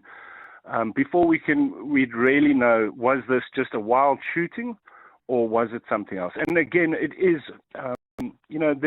I'm always wary of saying what something is until we can absolutely prove it. No, absolutely, and a valid caution. Thank you. Graham Kutzer is author of a book. Check it out. I know that Mandy, I think, did it as her book of the week, so you can find out more about Graham's thinking and the story behind the book if you go to primemediaplus.com. It is called Zama Zama, Inside the Illicit Mining Underworld, 27 minutes past 4. It's that time of the year. Sore throats, congestion, wet and dry coughs, pain and fever. For trusted relief for you and your family, ask your pharmacist to recommend a winter survival pack from the Adcock Ingram OTC range. With products like Medikeel A, Expigen, Corenza Para-C, Adco Napamol, Dilinct Junior and more, we have you covered this winter. Remember, Adcock Ingram OTC, sponsors of Brave. Smart Steve from Momentum, hello. Steve, you moved to Momentum. Congrats. Thanks. It's Tasha. Listen, the fast-paced life in Josie just isn't working for me. I'm migrating to the Cape. What does that have to do with life insurance? Well, you know I love a glass or three. And I want to age as graciously as a smooth Merlot, not a box of car Bordeaux. Naturally. And I need my critical illness cover to pair with those chill vibes. Of course. With Momentum, you get the most comprehensive critical illness cover in the market. You could say it's a full-bodied offering. I'll toast to that. Chat to your financial advisor about Momentum's critical illness cover. Momentum, protecting your journey to success. Momentum is an authorized financial services and registered credit provider. T&Cs apply. Breaking news. Motorists are bracing themselves for even more fuel price hikes in June. Or prepare differently. BYD hybrid vehicles use up to 70% less fuel than normal cars. And BYD fully electric vehicles, no fuel at all. Test drive the brand new BYD Atto 2 DMI plug-in hybrid this June and kiss rising fuel prices goodbye forever. Visit byd.coza or your nearest dealership. BYD, build your dreams. On Sunday, 26 July, the entire city unites for the 702 Josie My Josie Walk the Talk. And because Joburg is more than just a city, we'll be walking for the people. So join us and help make a difference to homelessness in the city by entering on primemediaplus.com and donating vouchers. Donate a voucher. Which is a cashless way to give, helping people experiencing homelessness access a hot shower, a meal, a bed, or more support. Anybody can join and everybody can donate. 702 Josie My Josie Walk the Talk, hosted by the City of Johannesburg. Enter and donate now on primemediaplus.com. EWN Business. This EWN Business is brought to you by Volvo. Experience the best of both worlds with plug-in hybrids. Electric when you want it and fuel when you need it. Ray White has the latest. Good afternoon. Hi, John. Good afternoon. Well, the oil share is in positive territory this afternoon, up 0.8% after a rather difficult day yesterday, I must say. It's at 110,468 points. Resources down once again, but just slightly today. Industrials and financials are all up. Gains for ARM, Motors, Dischem, Pick and Pay as well, up over 4% at the moment. But Aspie, Byte, Sibanya all down at the moment. Asian markets also in negative territory this morning, playing out what's been happening in the Middle East and Iran and the United States with their tit-for-tat attacks against each other. But European markets, including the FTSE, have managed to enter positive territory. Many economists saying that markets in the Middle East or elsewhere rather are a little bit resilient to what's going on in the Middle East. The big story though this afternoon, it's affecting all of us. Global inflationary pressures have seen the European Central Bank raise its rate by 25 basis points.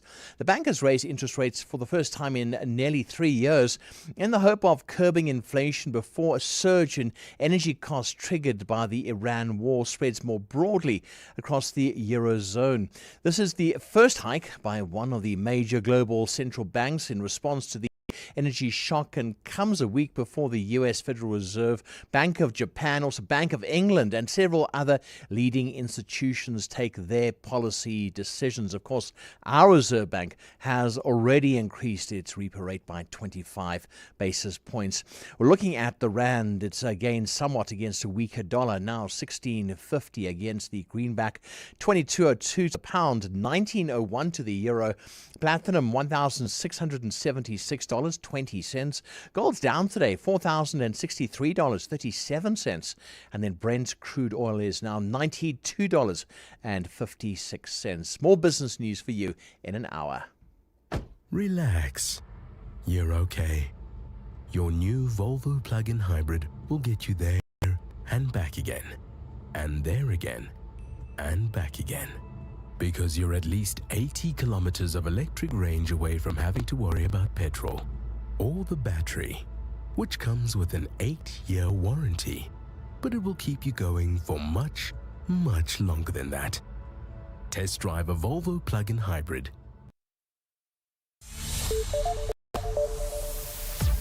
28 minutes to 5, the latest news. Mpali Dlamini, good afternoon. Thanks, John. Good afternoon. Parliament says there are no delays to getting its impeachment committee operational. Today, Secretary of the National Assembly, Masibulele Xaso, said he was unaware of any hitches. Yesterday, the Rules Committee engaged in a fierce debate over whether only MPs deemed to be fit and proper should serve on the 31-member committee. The matter has been sparked by the MK party nominating impeached former judge and its parliamentary leader, John Hlophe, to represent it. Lindsay Dentlinger reports. During a weekly program committee meeting of the National Assembly today, the EFF's Hlengiwe Mkhaliphi expressed concern that yesterday's dispute would delay the impeachment committee from starting its business. The Rules Committee had met to adopt amended rules and procedures for conducting a Section 89 inquiry, but couldn't agree on whether a criterion that MPs be fit and proper be inserted as proposed by the DA and supported by the ANC, Freedom Front Plus and Action SA. Secretary to the National Assembly, Masibulele Xaso, says this contention does not affect the work of the impeachment committee. The detailed rules have been forwarded to the impeachment committee. The committee has been constituted, chair of the committee has been elected. It is now up to the committee when it meets. So there are no delays that we are aware of. A tentative date has been set for the impeachment committee to sit the week after next to consider matters related to its functioning. Lindsay Dentlinger, Eyewitness News, Parliament. The prosecution in the murder case of rapper Keenan Forbes and businessman Tibelo Tibbs Motswane says it will make arrangements for the defense lawyers to be able to consult with their clients in order to pave a way forward for trial. The 7 men accused in the high-profile murder case returned to the Durban High Court today for pre-trial proceedings. The lawyers then raised concerns that they are given only half an hour to consult the accused at the eBongweni Maximum Security Prison in Kokstad. This has delayed trial proceedings, which were scheduled to begin in July, but have now been moved to August. State Prosecutor Lawrence Gaba said he will arrange for the accused to be taken to a prison in Durban for the duration of consultations. My lady, as I said, it has been done before where a request was made by the prosecution to allow certain accused to come from whatever prison to Westville for a certain period. Yes. My colleagues can tell me, we're giving you these 2 weeks, we are available these 2 weeks, then I can make arrangements and request. And in Canada, a Toronto officer has been shot during a raid on a high-rise building. The operation is related to a national security investigation into the March shooting at the U.S. consulate in Toronto. AFP is reporting that 2 men fired multiple rounds at the empty U.S. diplomatic building before sunrise.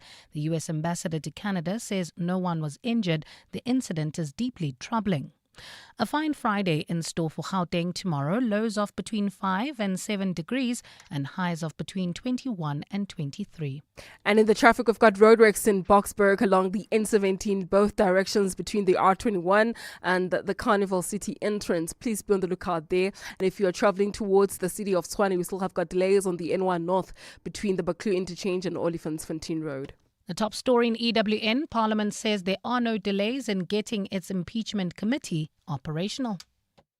Aubrey Masango. Weekday evenings, 8 to midnight. The Madlanga Commission is literally delivering far more than all of the commissions of inquiry we've had put together. Even the billion one. Yeah, even the billion one with a guy that sounds like Barry White. Barry White gives us a commission for $1 billion. I like Barry White. I think he's a nice guy. And yet we have not had any return on investment. The Farlam Commission, that other one that was an absolute whitewash about the arms deal. That one was a joke. You know what? They should actually arrest all of those people. What we should do is we must bring them all to the Madlanga Commission. Yeah. Arrest them. Even if we don't have charges, just arrest them. We'll decide what the charges are. Just put them in jail, all of them. Aubrey Masango. 8 to midnight on 702. 702. The groundbreaking musical, Nkodi, A Fierce and Fabulous Life, returns to the UJ Theatre on the Kingsway campus in Auckland Park this weekend. Nkodi celebrates the life of Simon Nkodi, who was an anti-apartheid activist, LGBTQIA+ pioneer, AIDS activist, and organizer of Joburg's first Pride March. Nkodi explodes on the stage, combining voguing, dance, rap, and video projections. It's the powerful story of a remarkable young freedom fighter who changed South African history. There are 3 performances only this weekend of Nkodi at the UJ Theatre. After that, the musical heads to Germany for its European premiere. Nkodi tickets are available now on Quicket.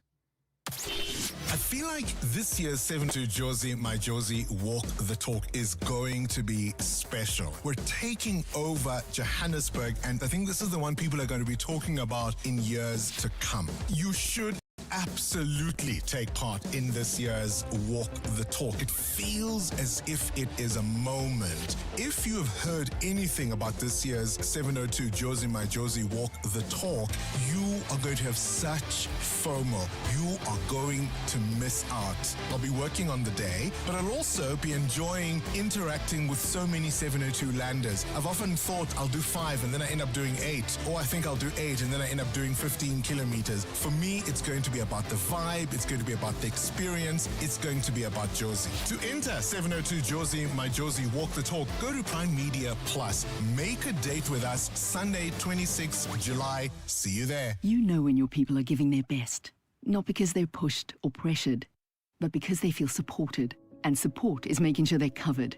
So if something happens, they can get the care they need.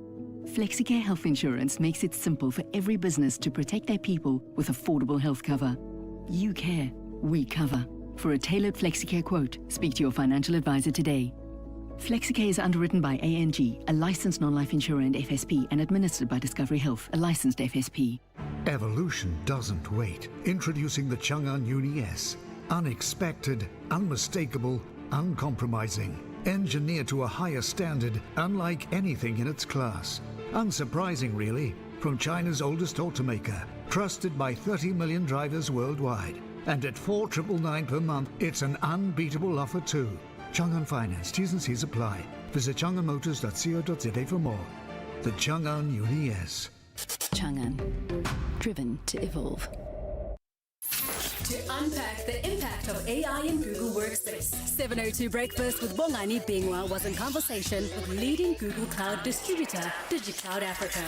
It's very much a case of you need your policies, you need to have responsible AI use, and you need to have the human in the loop. We're a partner that has 200 resellers that can work with you. They've got the skills, they know what to do, but this is not the sort of thing that you just give people a license and say, come back when you're 30% more efficient. What you want to do is you want to work with your teams, you want to enable them with AI, but AI should support a team. It should never be making the decision.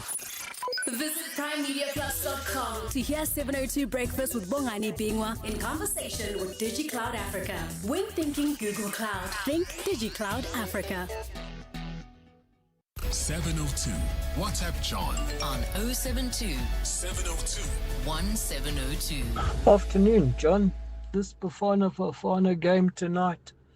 I just hope the players remember that in 2 of their last few games, swinging arms have cost them dearly. It seems to be a habit and a bad habit. Trust they remember that and have a good game. Tom. Hi, Dr. John. Good show as always. About sacrificing, this year we were supposed to go away for my birthday with my husband. But because my daughter's writing exams, and we just had to be considerate because sometimes she doesn't focus when we're not around. So I sacrificed my holiday.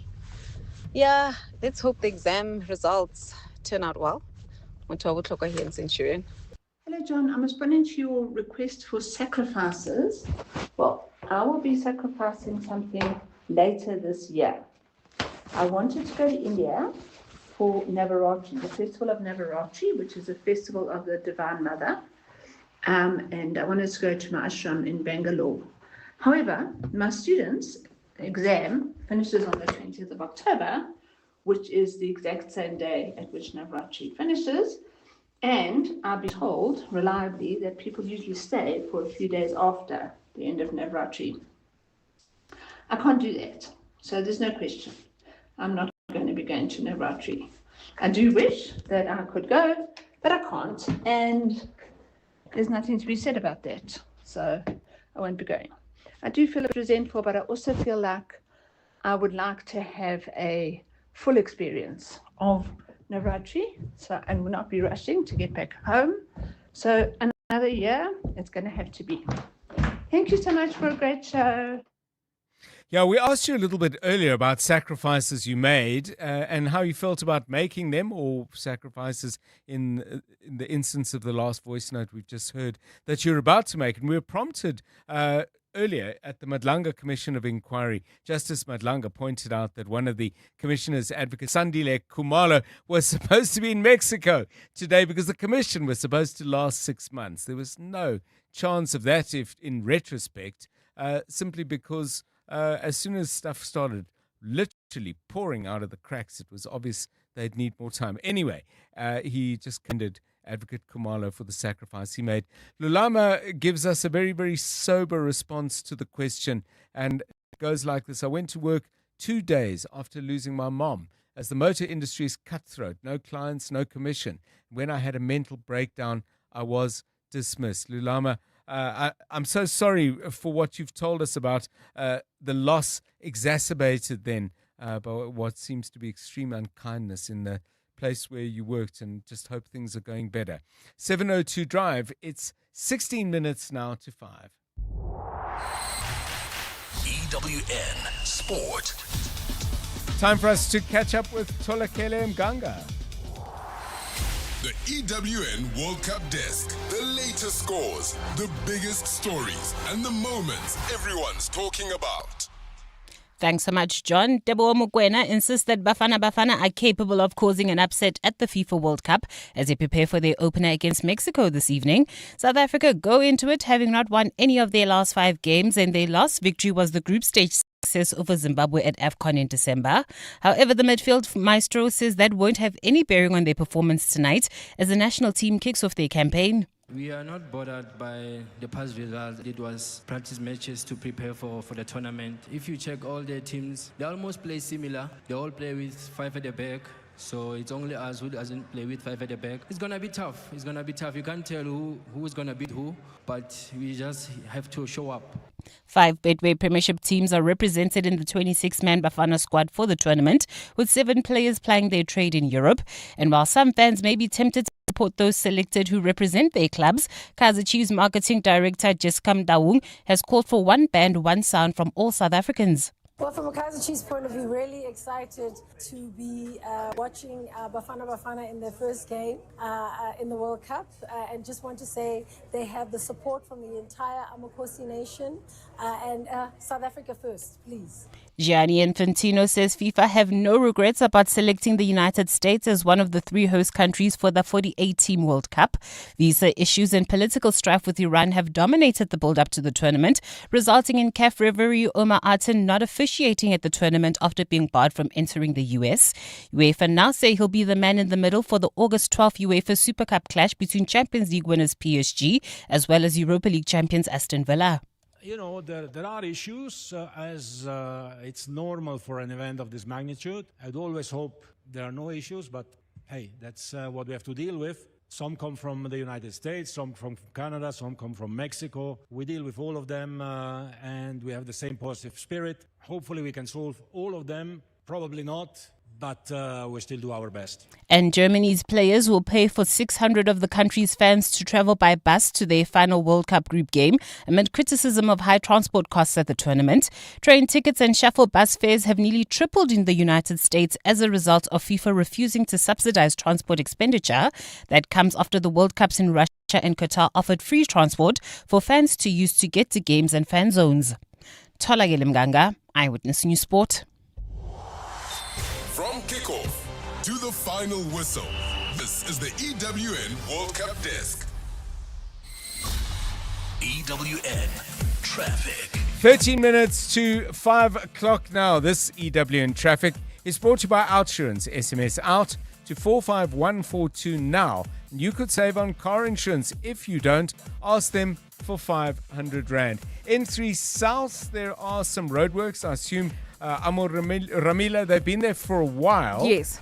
And it's causing some problems again today. Hectic delays, John. This is between the Baklu interchange to the Kilulis interchange, about a 20-minute hold up there. We're also experiencing peak time delays. That's what's adding to this pressure this afternoon.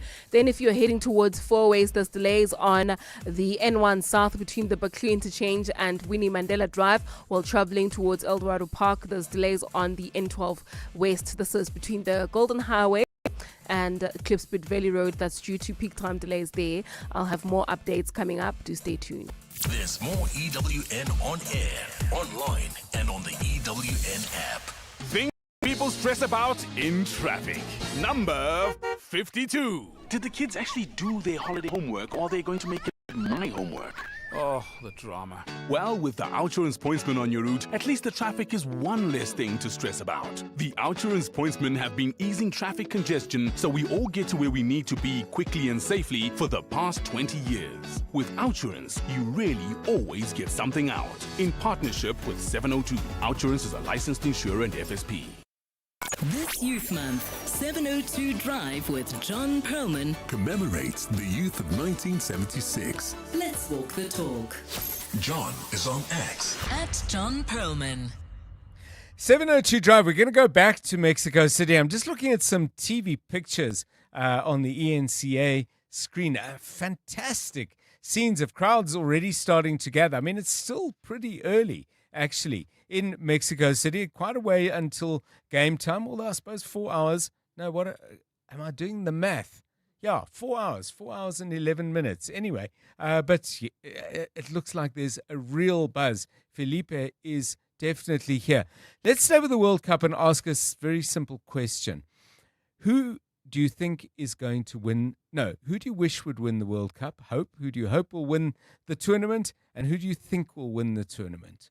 2 names. Give them to me. You can give me a little explanation to go with it if you like on 072 702 1702. Tolakele, let's start with you. Hope first. I hope Bafana wins. Okay, well, that's a hope. That's all I can ever hope for. My money would actually be on Can I have two choices? Yeah, why not? I mean, even if I said no, what's going to stop you? Either France or Brazil. Okay, Yes. France or Brazil. Yes. Okay. My expectation is Brazil. And yeah, I mean, one hopes Bafana will win. I don't think they will or have a realistic chance. We could do a Morocco. So then I hope, yeah, that's true. Okay, so I hope Bafana win it. I think Brazil will win it. Amor Ramila, give us your two. I haven't thought about which country would win it. Honestly, I haven't thought about it. But now that you ask, John, I think Brazil, and between Brazil and Spain. Okay. Also hedging your bets there. Yeah, but I would like for Bafana South Africa to at least reach the knockout stages. It would be so nice if they reach the knockout stages. And then you just keep going. Yeah. And you reach a point where anything can happen. Fabulous. Got to win tonight. Got to at least get a draw. Your thoughts? Who wins it? Either your hopes or your expectations. Give us one or both. It's up to you on 072 702 1702, 9 minutes to 5. Drive home with John Perlman on 702. Let's walk the talk. So this is the time of the week where we do something that we call Your House, Your Home. We look at all sorts of aspects of the way in which we live. It could be, and the place where we live, it could be legal stuff like rental sales. It could be things about collective living and the disputes that often happen when people are living in a shared space and sharing different amenities. There's decorating. And today there is that thing that we talk about every year, but to my impression at least, we do so little about. It's cold and people say, why don't we make the house a little bit warmer? And then you think, it's already June and there's only July, and with global warming, August is unlikely to be too bad. And then we have the balmy weather that is characteristic of so many parts of South Africa, particularly the high-felt areas, Gauteng and others. And then we rewind the conversation to its predictably futile conclusion again in 2027. Except some people actually do something about it. And somebody who guides them in this is my next guest. Bill Siziba is a professional architect and a property developer at Kayalako Properties. Bill, good afternoon. It's great to have you with us once again. It's been a while. Am I being a little unfair in saying we all moan about it and do nothing? Or do some of your clients come to you and say, you know what, we don't want another winter like the last one. Let's do something about it. If they do, what can people do? Yes, John, thanks for having me once again. It's great to chat with you.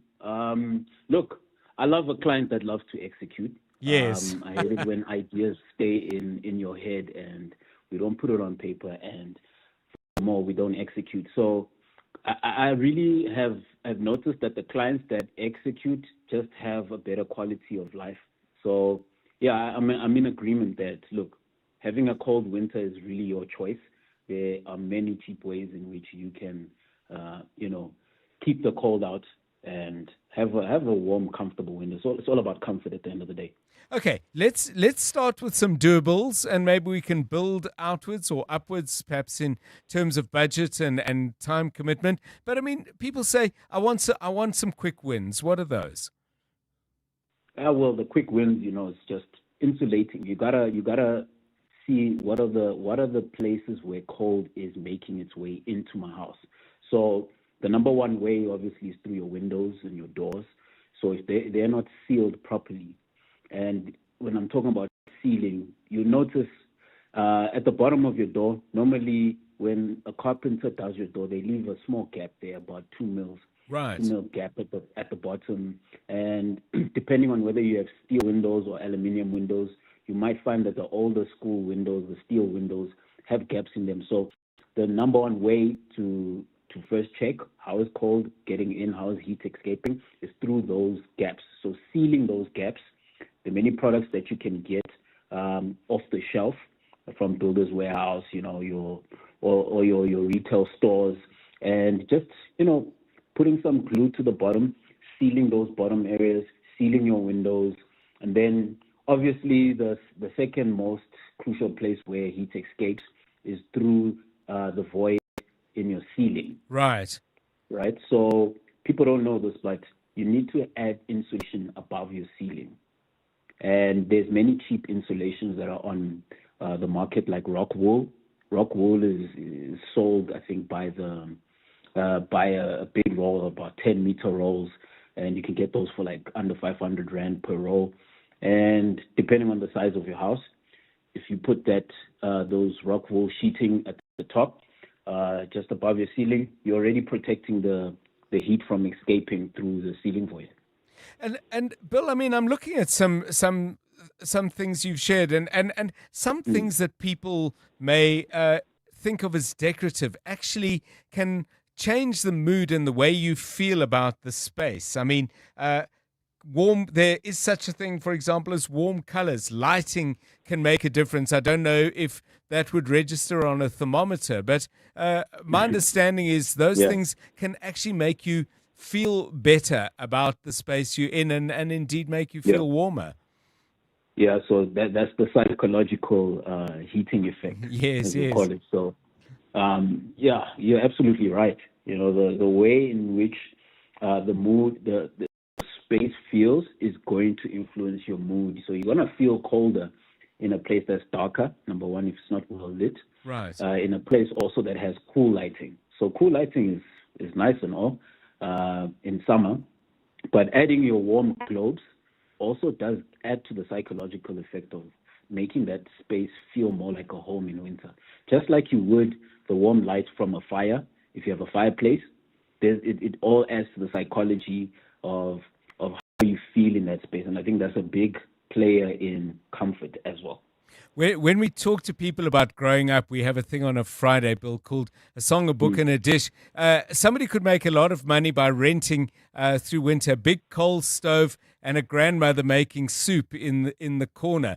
But I'm just wondering, is there anything you can and should do in your kitchen, that might turn up the nostalgia, but, you know, in some way harness the heat that the process of cooking might be generating? Yeah, well, if you look at one of the biggest consumers of electricity, it's your kettle, right? Right. You know, kettle, as small as it is, it takes up, I think, second to your geyser or third to your geyser stove is your kettle. So a nice way, old school way, there's these kettles that you can put on a flat plate or on a gas plate, and then use that to heat up your water. You're going to use less electricity by heating up your water off your stove plate, and then that heat that's generated from the steam and from the kettle itself will add to that warm feeling. Even the sound of that kettle going off, I don't know if most of the audience, if they remember, but like that sound of the kettle whistling. Yeah, exactly, that whistling sound. Yes, you've got that whole psychological effect of, okay, I'm in a warm space, I'm in a homey space, and it adds to that psychology as well. Thanks so much, Bill. And I've actually got a kettle exactly like that, but it's sitting in a cupboard. I need to put it to use. Bill Siziba is a professional architect, property developer at Kailako Properties. Maybe you've got some tips on making your home warmer. Winter is relatively short here. It's particularly severe for people whose living circumstances are distressed, but we all complain about, darn, it's cold. And if I'm speaking for myself, I have to say I do very little about it. Some great tips there. 702 Drive. Bongani Bingwa, 702 Breakfast. Weekday mornings, 6 to 9. Your song for Bafana, send us a WhatsApp voice note, sing it, and we'll try to sing along.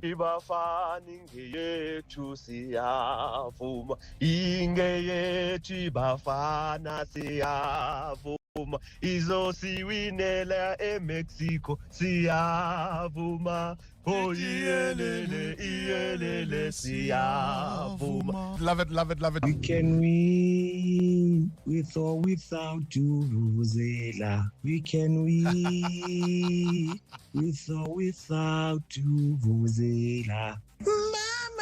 Mama, Tikupa Chelete, yo wanna Bafana America Stadium.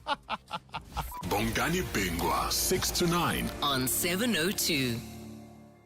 Every great business starts with a problem, one you may have experienced yourself. Nedbank Business Ignite 2026 is looking for entrepreneurs who've turned that pain into purpose and built solutions that truly make a difference. If your business is generating between 1 million and 20 million rand, you could get the funding, mentorship and support you need to grow with Nedbank as your partner, plus access to Simply Biz to help you scale sustainably. So if you're solving real problems and ready to take your business further, visit igniteyourbusiness.co.za or primemediaplus.com and enter today. Relax. You're okay. Your new Volvo plug-in hybrid will get you there and back again, and there again, and back again. Because you're at least 80 kilometers of electric range away from having to worry about petrol or the battery, which comes with an 8-year warranty. But it will keep you going for much, much longer than that. Test drive a Volvo plug-in hybrid. A bigger and better national lottery is here. Live draws are back. Play at participating retailers, banking apps, and online. The National Lottery. More plays, more chances, more millions. Players must be 18 years or older. Play responsibly. The National Lottery is officially operated by Sizakai. Kaelo Lifestyle, a mental wellness and support program for employees and their families, is calling on you to take a step towards better mental health. As the mental wellness partner of 702 Josie My Josie Walk the Talk, Kaelo is bringing even more purpose to the walk. From checking in with yourself to celebrating connection, every step is designed to support your well-being. So rally your team and walk for mental wellness. Visit primemediaplus.com for more information. Kaelo Lifestyle, changing lives and improving business. On 702, let's walk the talk. This is EWN. Northwest tender awarded through a phone call declared invalid, and Cartrack commits to supporting deceased employees' family.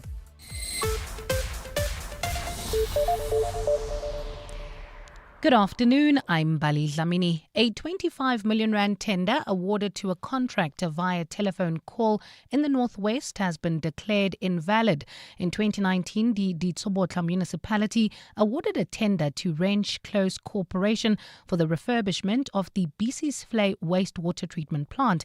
But the Auditor General raised red flags over the tender after finding out that Wrench was not one of the companies that listed a bid for the contract. The AG referred the matter to the Special Investigating Unit, which found a municipal official called the owner of the company and requested a quotation. The Special Tribunal, which presides over SIU matters, has ruled the contract was unlawful. SIU spokesperson Selby Mahoto. The Special Tribunal ruled that Wrench Close Corporation, owned by Rashida Sader, must repay all the monies due to the municipality, including profits from the contract. Sader is personally responsible and liable for the municipality's losses. Gauteng Traffic Police Inspector Samuel Mashaba's relationship with his so-called informant has come under scrutiny at the Madlanga Commission, where it has been revealed that Mashaba frequently received money from him. Mashaba is testifying at the Commission regarding the 2021 drug bust in Ayrton in the south of Joburg, where more than 700 kilograms of cocaine were seized. He's told the Commission that he had received information about a consignment being transported from Durban to Johannesburg from a businessman named Tumelongu, whom he described as his informant. But WhatsApp exchanges between Mashaba and Ngu suggest a closer relationship with frequent monetary transactions from the businessman to the traffic police officer. Commissioner Sandile Khumalo has questioned Mashaba on why he misrepresented the nature of his relationship with the so-called informant. And in all those statements, you described Mr. Nku as an informant, as a source. Were you lying under oath? Because in all those affidavits, you didn't describe him as a friend, you didn't describe it as somebody who often gave you money when you were desperate for cash. So were you lying in all those affidavits when you said, he's just a source, he's just an informant? I was not lying, commissioners. The CEO of vehicle tracking firm CarTrack has broken his silence following the death of an employee at the company's Johannesburg headquarters. Joshua Victor spoke outside the firm's Rosebank offices today, responding to a memorandum of demands handed over by protesters. Victor expressed sadness over the incident and says the company remains committed to supporting those affected. Wasukwana Malingamnisi reports. Nearly a week after Gcinadlala died in a cubicle at the CarTrack office park, the company's top executive has finally spoken publicly. Addressing demonstrators and the media, Victor confirmed the company has since met with the Dladla family. The family, speaking to EWN earlier this week, had expressed willingness to meet CarTrack despite being pained by their alleged conduct. We are here to support them and cooperate with authorities. We met with the Dladla family yesterday. We fully engaging with them. We're working together with them and doing a full and transparent investigation. Meanwhile, protesters are demanding transparency in the company's investigation and have given CarTrack 2 weeks to respond to their list of demands. CarTrack has still not responded to our second list of questions. Instead, they've shared what's described as a joint statement from them and the Dladla family. Sikwana Malingamnisi, Eyewitness News in Johannesburg. Johannesburg officials have started tearing down shacks at the Jumpers informal settlement where 12 people were killed in a mass shooting this week. On Tuesday evening, unknown gunmen fired at a group of residents in the settlement and made off in a minibus taxi. Residents have told EWN they suspect the shooting may be linked to turf wars between illegal miners operating in the area. Human Settlements MMC Mlungisi Mabaso visited the area today, where he says some of the shacks and Jumpers are being used for criminal activities. And we started the process now of decanting the informal settlements for the purposes of dealing with the congestion, but also making sure that there are access roads, but also creating spaces for the provision of services. The contractor for electrification had already started working, but they had to vacate site. And France and Switzerland have imposed tighter security measures for the upcoming G7 summit. The summit of some of the world's richest nations takes place from the 15th to the 17th. It's expected that delegates will discuss the Middle East, Ukraine and global economic imbalances. According to reports, France and Switzerland have struck a military cooperation agreement on G7 summit security. The arriving leaders are expected to pass through the airport in Geneva, which is 95% surrounded by France and connected to the rest of Switzerland by a strip of land. Gold is trading at $4,078.89 an ounce.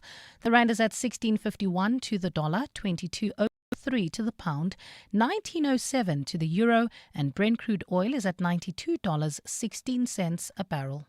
There's queuing traffic in the city of Tshwane along the N1 North. This is between Botha Avenue and the Flying Saucer interchange. There's also slow-moving traffic reported along the R80 West coming out of the R55. In your sport, Bafana set to open the FIFA 2026 World Cup with a clash against Mexico in a historic rematch. The Proteas women looking to Bafana for World Cup inspiration ahead of their T20 opener against Australia. And Patrick Mahomes to become the NFL's first $500 million player. A fine Friday in store for Gauteng tomorrow. Johannesburg dropping to overnight lows of 6 degrees, peaking at 21. Pretoria 7 and 22, and Vereeniging 5 and 23 degrees. The top story in EWN this hour, a 25 million rand tender awarded to a contractor via telephone call in the Northwest has been declared invalid. EWN, in touch, in tune and independent. For the latest, visit ewn.co.za or download the EWN app. We're calling on Joburg to walk the inner city with us. In 702 Josie My Josie Walk the Talk. Babize bonke. Enter now on primemediaplus.com. 702. Drive home with John Perlman. John Perlman, 3 to 6 p.m. On 92.7 and 106 FM. Let's walk the talk. 702 Drive, it's 9 minutes past 5. Where are you going to watch the game tonight? I still haven't actually made any plans. That's how unplanned I actually am. Anyway, either way, I'm looking forward to it hugely. I'm also quite nervous, actually. When we were kids, we used to describe what we called butterflies, where your stomach kind of flutters a little bit. Amo Ramila is nodding. You recognize them well, hey? Yeah, absolutely. When you're nervous or when you're excited Yes. about something, yeah. Yeah, and I just thought, what am I nervous about? I've done this radio show before. Still gets odd nerves there and then. And then I thought, it's the game. It's the game. I'm excited, apprehensive, and really looking forward to it. In a moment, we'll talk to our colleague MJ Mankwe, who is out in Mexico, just to get one more update on the kind of mood around the stadium and the buzz on the streets as the host country, Mexico, take on South Africa in a reversal of roles, but a matching of the fixture that opened the tournament here in 2010. And then we're going to get back to one of the most important issues coming out this week. Major conference on tuberculosis in South Africa, the 9th TBSA, SATB conference, and we'll be talking to Professor Dimakatso Libina from the Africa Health Research Institute. They covered social issues, science, medical advances, and many of the issues that are still holding us back in the fight against tuberculosis. Her summary of what was covered coming up at about 20 minutes past 5. It's great to have you with us. We asked you for Bafana Bafana songs. We're going to play those at about 26. And we asked you a simple question: who's going to win the World Cup? This is what some of you had to say. 702. WhatsApp John on 072 702 1702. Which team do I hope will win Brazil? Which team do I think will win Brazil? Simple. Hi, John and the gang. So it's impossible until it's done. So it might seem impossible for Bafana to win this tournament, but I know they will try their utmost best to win it. And so my pick for the final would be Bafana and Spain, just to irritate Trump when he has to watch them, because currently we are not on good terms with him, both Spain and South Africa. So yeah, that would be my. Good afternoon, Tata John. Good afternoon, Tata John, with the team there. Just imagine, Tata John, just imagine Bafana lifting the World Cup trophy. Just imagine. Imagine CBC of Orlando Pirates lifting the Betway Premiership. We imagined, and he did it. So, Bafana, all the way. Thanks. Hi, Mark Bennett here. So I hope England wins the World Cup. I'm an Arsenal fan, and there's 4 Arsenal players in the England team. But my actual team for the World Cup is France. I know France is going to win it. And I hope Bafana at least makes the last 16. That's my hope also. Okay, thank you. Bye. John, here from Kempton Park. My song for Bafana. Hibafana le habayaziyo abazange bayibona abazange bayibona. Shapa Bafana shapa. Thank you for those. I remember that song.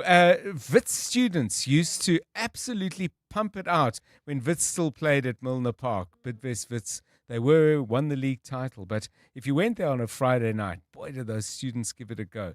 And it was wonderful to hear. 13 minutes past 5. EWN Traffic. This EWN Traffic is brought to you by Outsurance. SMS out to 45142 now. You could save on car insurance. If you don't, ask them for 500 Rand. Amo Ramila, keeping an eye on things. Pretoria is getting a little bit jammed. Where exactly though? Along the N1 North, John, this is between Border Avenue and the Flying Saucer interchange. Peak time delays there. Well, if you're traveling in Monument Park, you'd want to try and avoid the intersection of the R21 and Solomon Mahlangu Drive. Traffic lights are out of order there. And then heading towards the Architchville area, we do have delays along the R80 East. This is just as you come out of the R55. Please be on the lookout there. And then traveling on the N4 West, we've got roadworks that are taking place. This is just as you come out of Sifako exit. Please be on the lookout there. More updates coming up. Stay tuned. There's more EWN on air, online, and on the EWN app.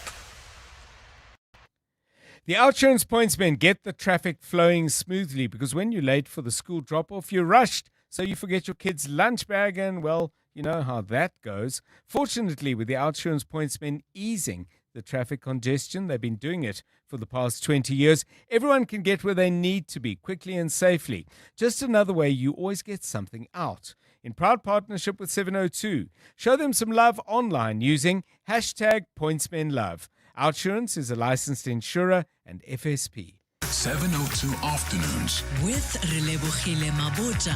1 to 3 p.m. So how do all these institutional role players actually work together to just ensure that they stay independent fiduciaries of those large sums of money that they manage? The institutional investor, and once again, if we continue with the example, yourself as the host of the event has an event planner. The event planner obviously knows now where to go. Within that particular restaurant as well, you have in the background what we call the chefs. So portfolio managers at the asset management space. And each of those portfolio managers are able to build these meals that are relevant to exactly what you're looking for. You also have individuals such as myself who are client fund managers. We in essence act as the waiters, conduits between yourself as the diner as well as the chef in the background. Client fund manager, Stanlib Asset Management. 702 Afternoons. With Relebohile Maboja. Let's walk the talk.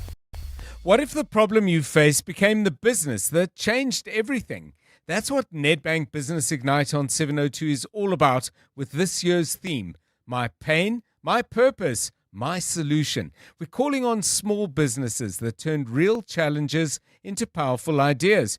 You could win 200,000 Rand in cash, plus mentorship, business support, and tools to help you grow sustainably. Enter the Nedbank Business Ignite on 702 now at primemediaplus.com or go to igniteyourbusiness.co.za. See money differently. Nedbank, an authorized FSP and registered credit provider. T's and C's apply. Doing your famous through meetings, in traffic, at the store. Don't let seasonal hay fever get in the way of a better you.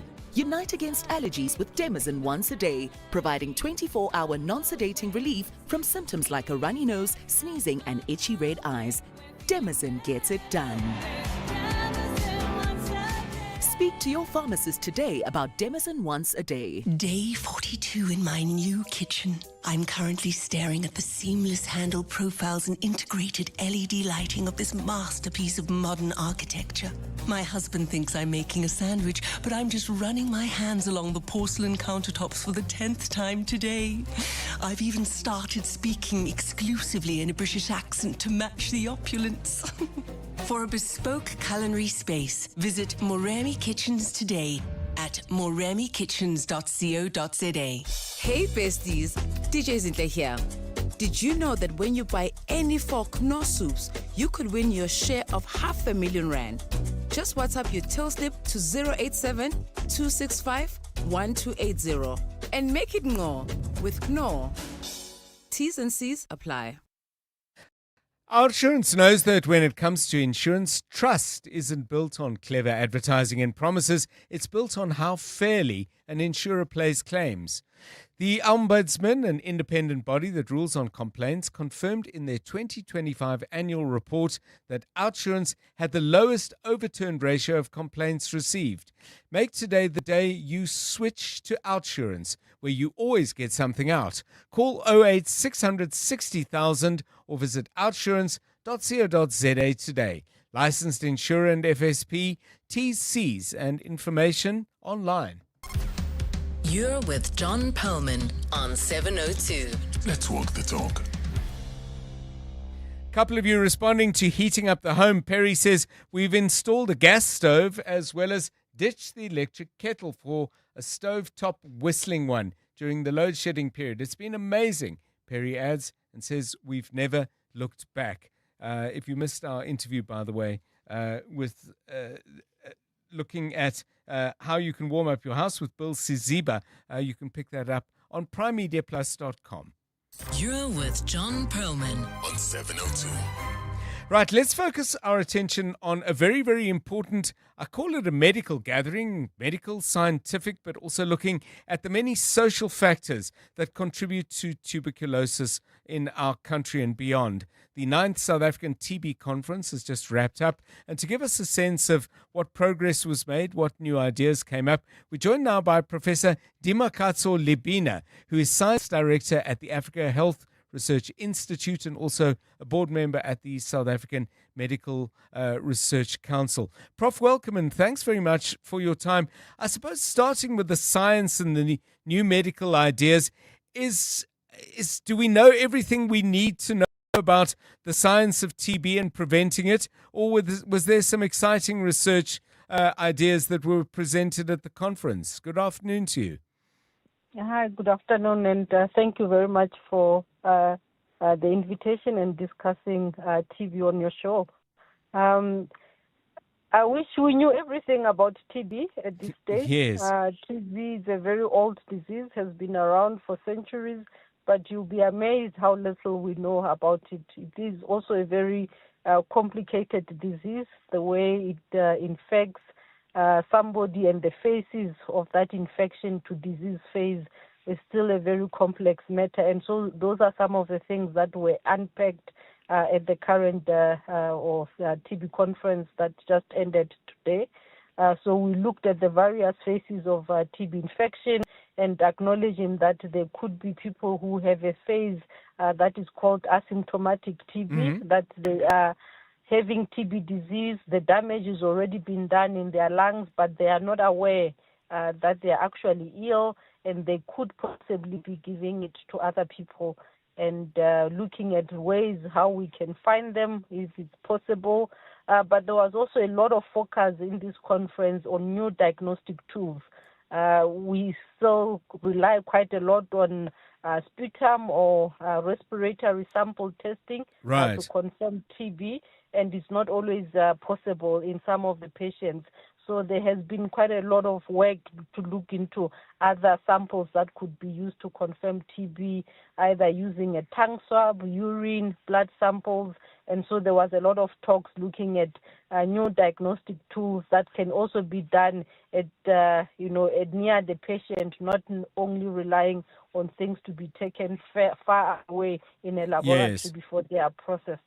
So, Prof, I had a glance through the program, and one thing that struck me, and we have covered this problem of TB in South Africa before, is obviously you want the best advances in medicine, you want the best trained people dealing with people with TB, but there does seem to be a whole area of, I don't know if I should call it social science, but social endeavor required around issues like compliance. For example, I would assume drug resistance may well be related to the fact that people don't complete courses of medicine and so on. What were some of the key ideas coming up in that space? So some of the key ideas was that we need to involve the community in all aspects of the TB treatment planning and the research and the conference. So civil society and community members are important in these discussions and dialogues, as they can give us from the perspective of, the community level, previous TB patients, on how to overcome things like stigma, how to support people that are taking TB treatment. It's not just maybe providing a grant, but what are the other social structures and systems that can be put in place to help somebody complete their TB treatment.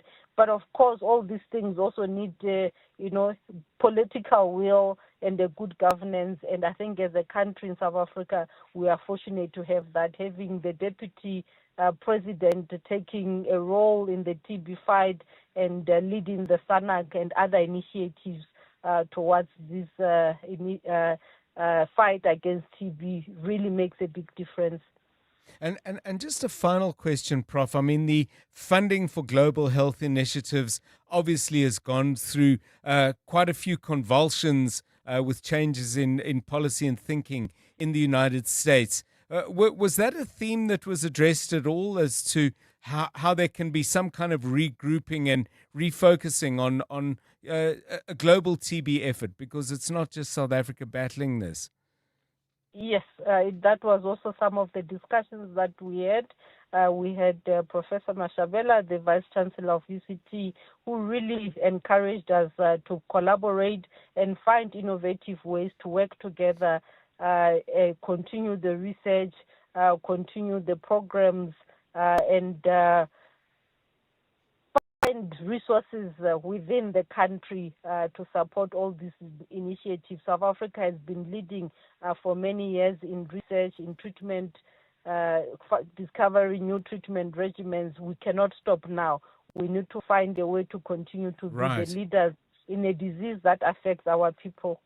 Thank you so much, Professor Dimakatso Libina, Science Director at the Africa Health Research Institute and also a board member at the South African Medical Research Council. 25 minutes past 5. Africa Milani. Weekday mornings, 4 to 6. How is the investigation going, Lieutenant General? This happened Tuesday night. I appreciate it's early days, but I also know that a successful sort of early arrest has a better chance of resulting in a successful prosecution. We managed to get in one of, I would say, material which will help us in terms of the video footage, except the garage itself. The team is systematically following the lead. Lieutenant General Tommy Mtombieni, the Gauteng Provincial Commissioner. Africa Milani. 4 to 6 on 702. Will you survive the AI revolution or thrive? Regenesis presents the School of AI, the first of its kind in Africa, powered by 100 world-class AI experts delivering cutting-edge training, consulting and real-world AI solutions.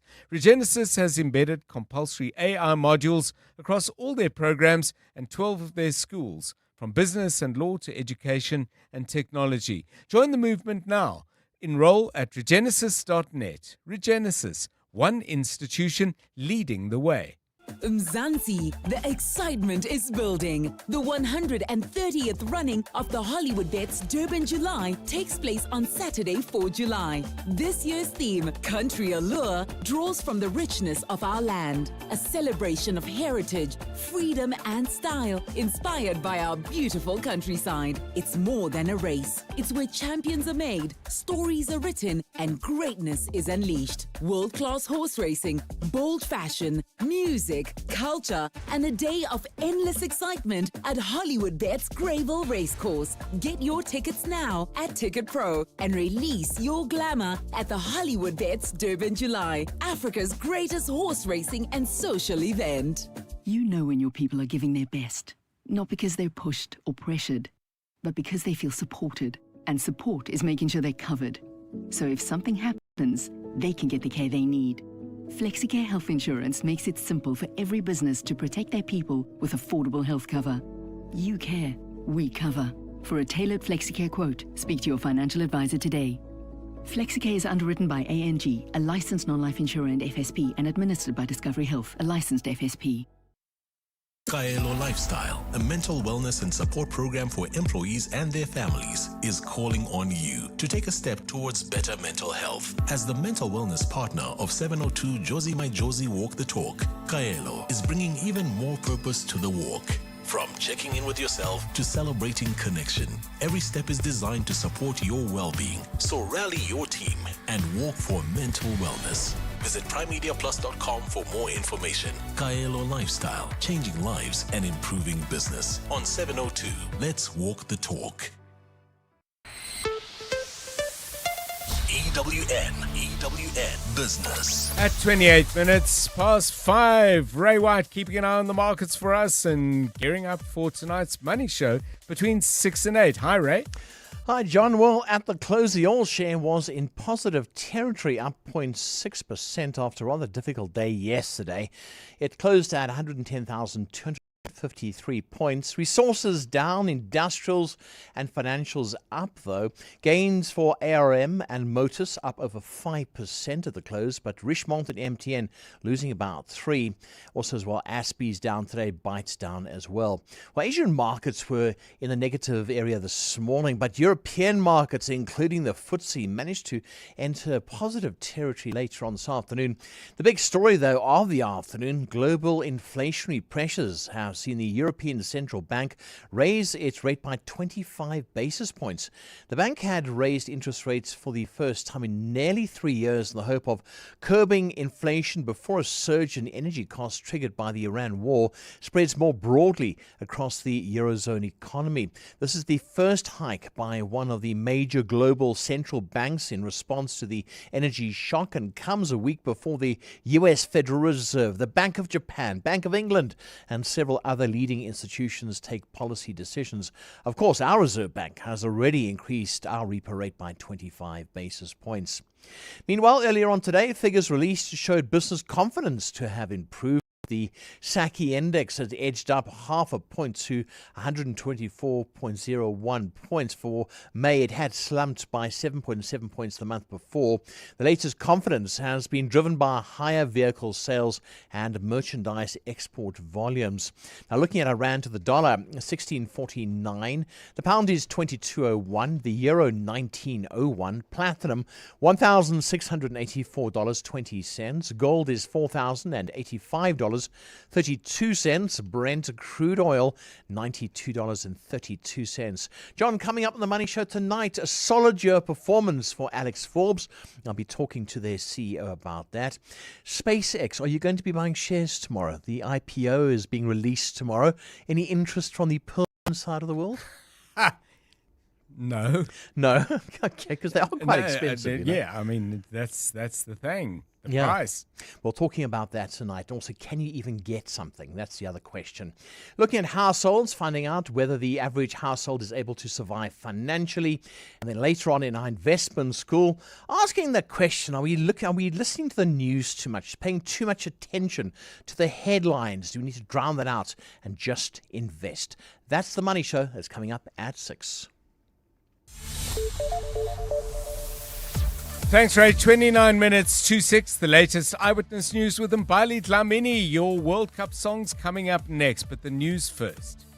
Thanks, John. Good afternoon. The UN High Commissioner for Refugees has raised concerns about anti-immigration protests in parts of South Africa. Kavita Belani cited safety concerns and potential human rights violations. Belani led a delegation to meet KZN Premier Tamintuli earlier today. The meeting comes ahead of a 30 June deadline set by anti-legal migration groups demanding undocumented migrants leave South Africa.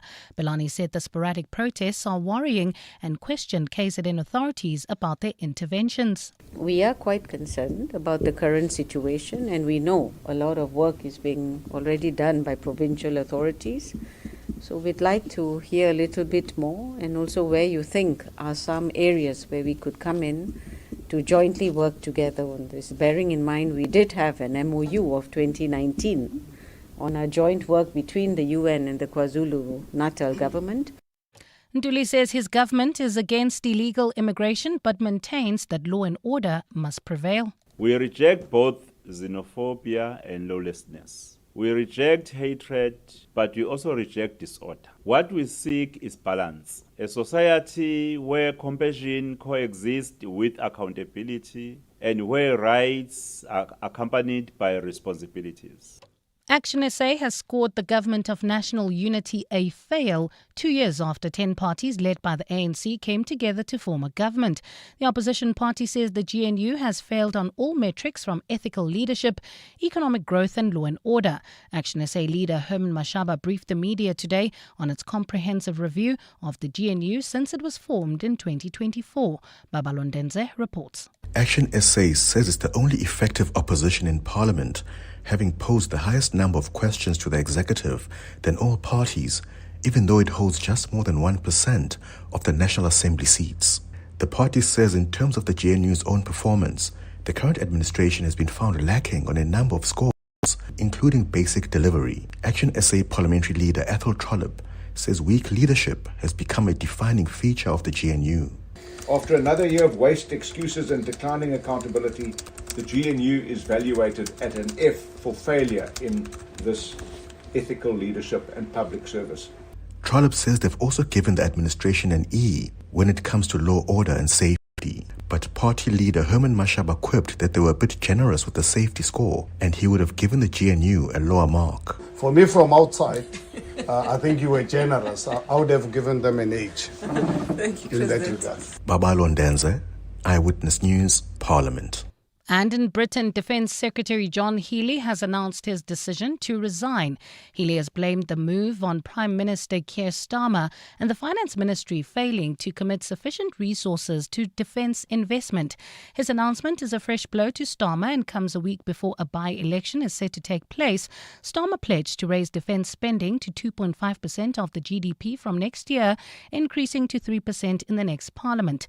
US President Donald Trump has repeatedly urged NATO countries to spend more and become less reliant on Washington for security.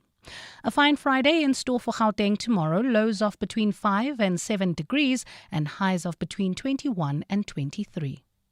And in the traffic in Eldorado Park, we've got delays on the N12 West. This is between the Golden Highway and Klipspruit Valley Road. While traveling towards Midrand, we've got an accident on the N1 North. It happened right near the Baklu interchange. Delays from Rivonia Road. The top story in EWN, the UN High Commissioner for Refugees has raised concerns about anti-immigration protests in parts of South Africa.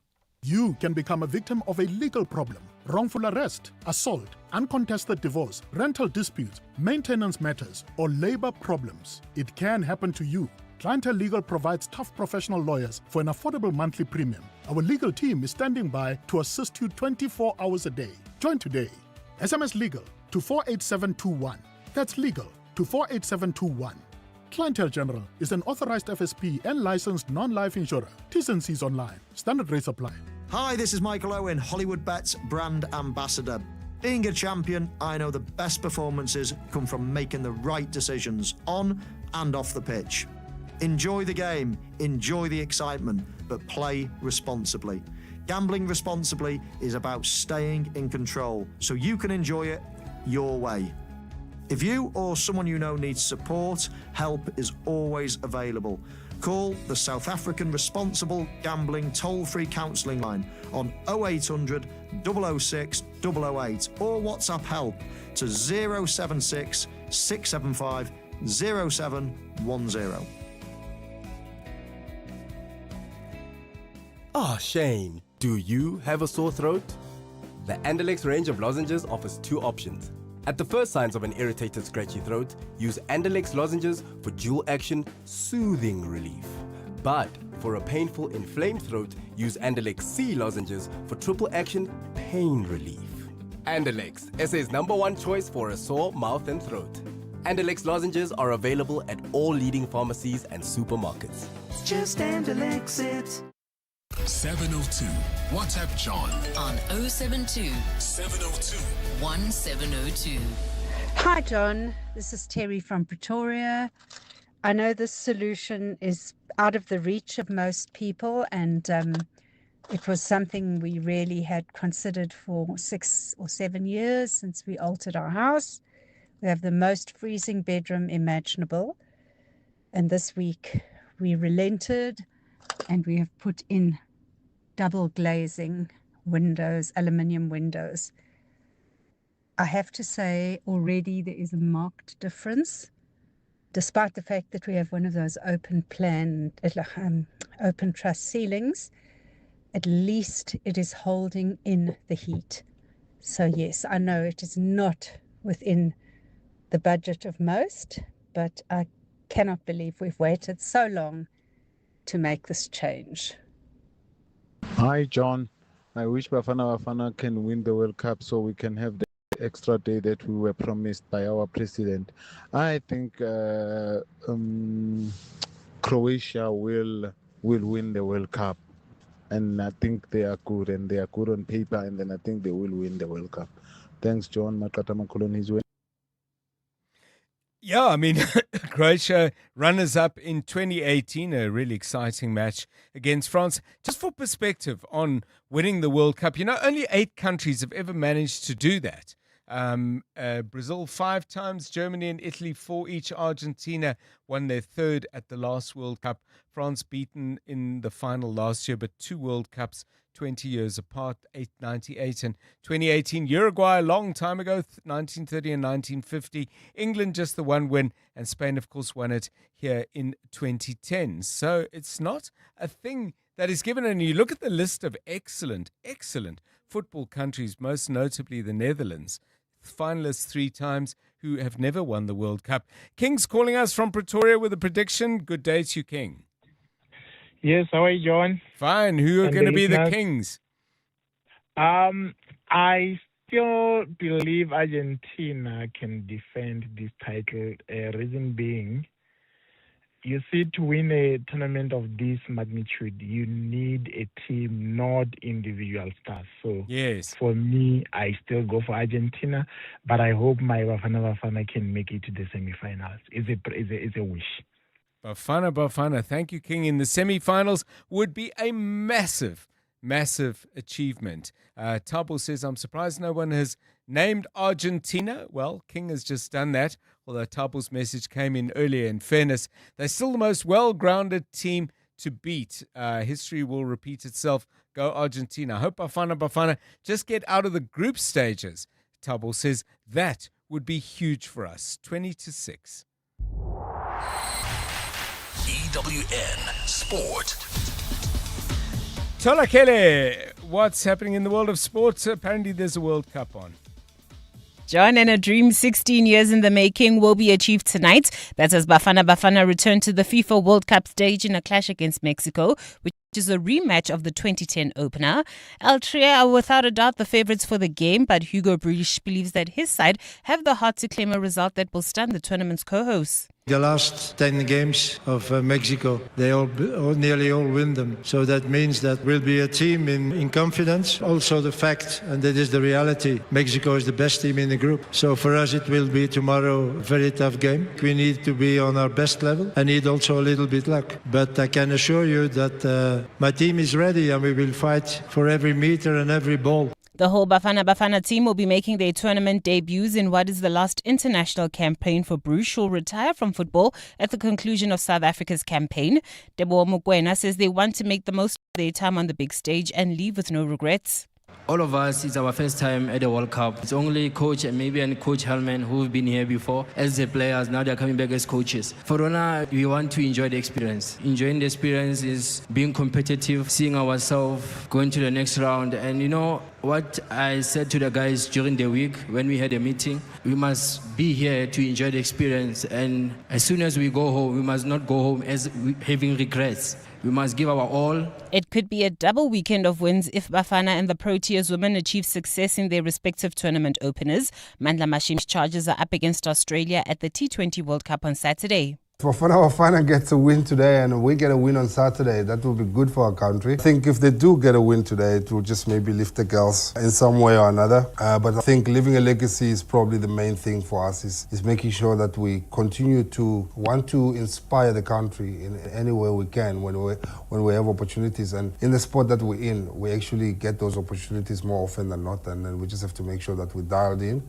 Tawhid Hidoi hit an unbeaten 40 as Bangladesh won the second ODI against Australia by 5 wickets to clinch their first ever series win against the Baggy Greens in the 50-over format. Chasing a DLS revised victory target of 192 in 41 overs, the Tigers eased home with 36 balls to spare to take an unassailable 2-0 lead in their 3-match series. The victory extended Bangladesh's winning streak to 5 consecutive home ODIs, following triumphs over Sri Lanka, West Indies, Pakistan and New Zealand. And over to the NFL, where Patrick Mahomes is set to become the sport's first $500 million player, having agreed a new contract with the Kansas City Chiefs. The quarterback has won 3 Super Bowls and has now agreed to a 2-year extension until 2033. His previous 10-year deal was reportedly worth $450 million, with an additional $50 million in incentives. Tola Mganga, Eyewitness News Sport. EWN Traffic. At 17 minutes now to 6 o'clock, let's catch up with what's happening out on the roads. Problems out in Sunning Hill. Amor Ramila with the details of that and other snag spots as well. Well, John, yes, that's correct. Sunning Hill problematic this evening. We've got an accident right near the Baklu interchange, delays from Rivonia Road. There's also queuing traffic reported along Maxwell Drive towards the Pretoria Main Road. While heading towards the city of Tshwane, do expect some delays on the N1 North coming out of the Baklu interchange. Traveling in the south of Joburg, particularly Eldorado Park, there's queuing traffic along the N12 West. This is between the N12 exit and Klipspruit Valley Road. There's also slow-moving traffic on the Golden Highway. This is between the N1 and the N12 exit. That's due to long-term roadworks. More updates at the top of the hour. Stay tuned. There's more EWN on air, online, and on the EWN app. This Youth Month, 702 Drive with John Perlman Commemorates the youth of 1976. Let's walk the talk. John is on X. At John Perlman.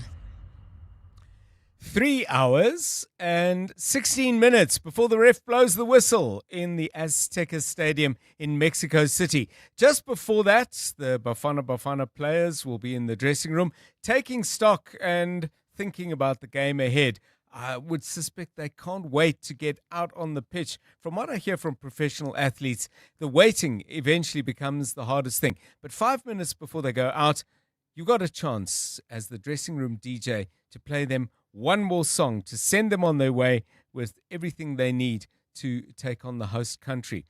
We've been asking you for your songs. We're going to play some of them, but we started off with this idea way back around 3:10, and it was our colleague Ketam Kize who came up with a song that he thinks is just right for the purpose. What's the song and why did you pick it, Ketam? It's Kanye West, Champion. The song is about doing better. And there's a line there that goes, did you realize you were the champion in their eyes? And Bafana are champions in our eyes. Fabulous stuff. Let's take a listen to Kanye, and after that we'll come back with your many, many excellent suggestions.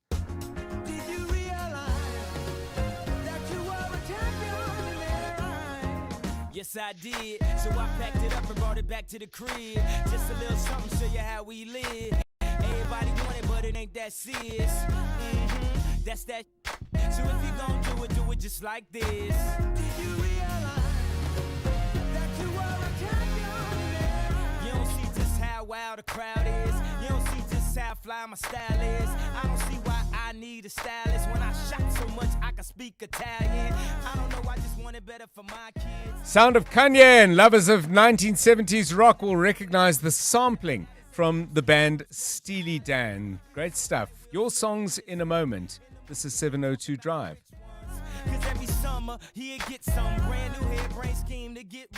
In the last 24 hours, this is what's happened in your world. More details about the day Gina Dladla died have emerged after Cartrack said she was never denied the opportunity to leave work and that she received immediate assistance from highly trained first aid officers. But one employee who spoke on condition of anonymity disputes the company's version of events. The staffer has written a letter claiming there were no first responders or appropriate equipment available to resuscitate the victim. EWN, in touch, in tune, and independent. The 702 Jozi Majozi Walk the Talk is calling on you to walk with the people, for the people, on Sunday, 26 July. Babize Bonke. And this year you can choose from 3 different inner city routes.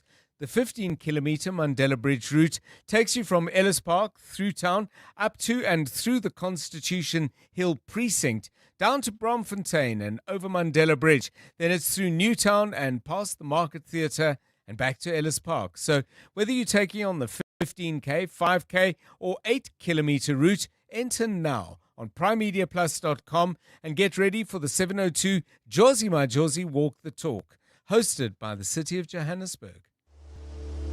Insurance pulls you in. Pineapple pulls you under. Insurance. Pineapple. Insurance. Pineapple. Pineapple FSP 48650 is underwritten by Omart Insure Limited, a licensed non-life insurer and authorized FSP. Mama Million here, and yes, I am a millionaire. Don't you want to be a millionaire fast? Because now you can play Lotto quick, fast, in a hurry with Shasha codes. Shasha codes are a QR code you can generate, walk into any participating retailer, scan and print your ticket instantly. In and out. Fast, win-win. The National Lottery. More plays, more chances, more millions. Players must be 18 years or older. Play responsibly. The National Lottery is officially operated by Sizakai. 702. WhatsApp John on 072 702 1702. Good afternoon, Uncle John. Song for the dressing room. I think it would have to be, for me, it would have to be a song by Bishop Briggs, White Flag. Yes, that would do it for me. Sister Bettina. All right. That will definitely warm up the boys, John. Now here from Rhodoport. My choice for a song for the dressing room, anything Brenda Fassie, but this one I don't know the words, but it starts like hey, yeah, inang yan. And clack, in this time. Why bang tabanisa na ma gems? Roma na bolabanto. Bakete, eman, emanu ya kema, eman, bird, uyangi kaimela, eman, uyakema, eman, utimina kizona manchezio. I wonder why you call my soul.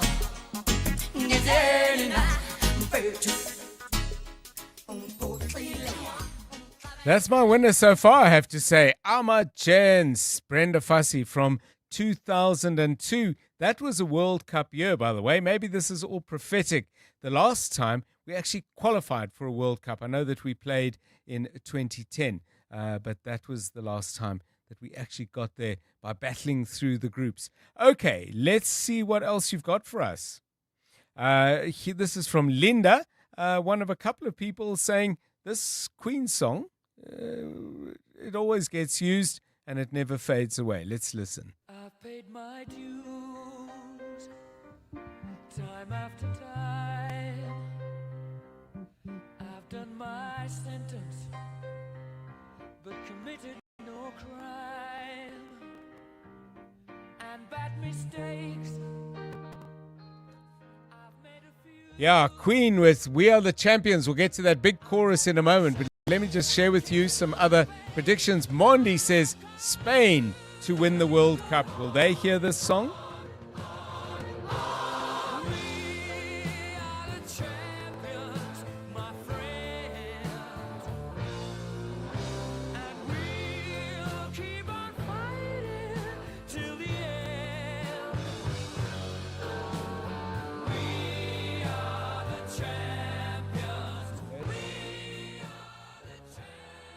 We Are the Champions by Queen. 0727021702. That song that Bafana need to hear before they step into the tunnel and out onto the field.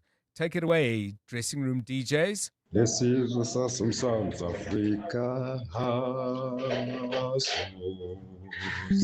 asoze saphila amandla asoze saphila amandla abasho bafana bafana Sakwena Alexander.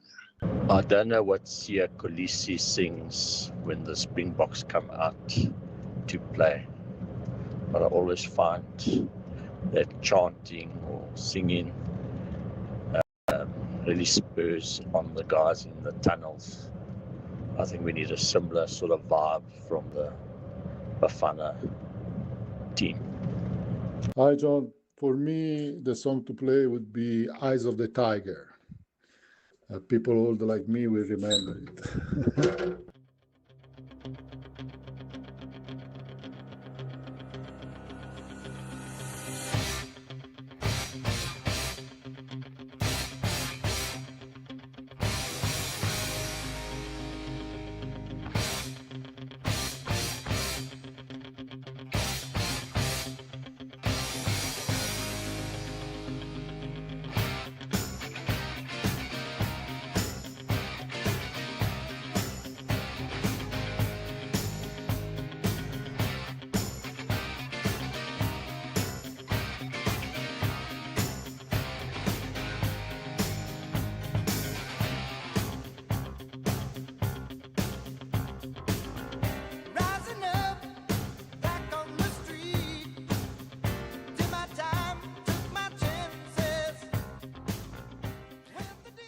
Survivor with a song that I must admit I always associate with boxers stepping out. I suppose because it was part of the soundtrack of I can't remember which Rocky movie. Still with your predictions and your hopes, Humbulani says, I hope Portugal wins it, but I think France will win the World Cup. More suggestions of a song to play in the dressing room. Nkuli is with us and says, I would play Bafana this song by Jada Monroe. I know you're tired, but you ain't done yet.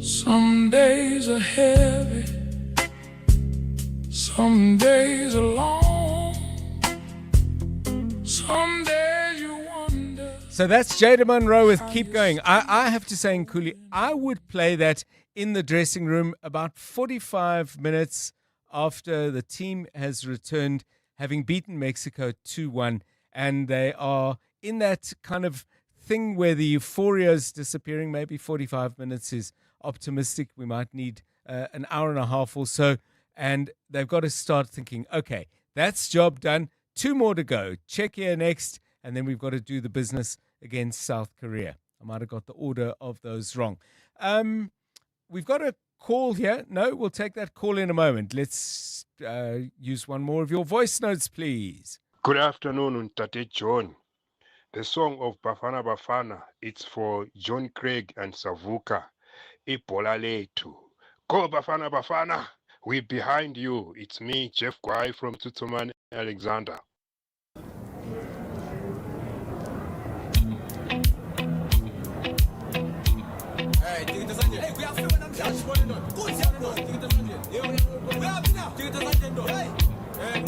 Itikit esandleni ma isibukeli sonke zakithi.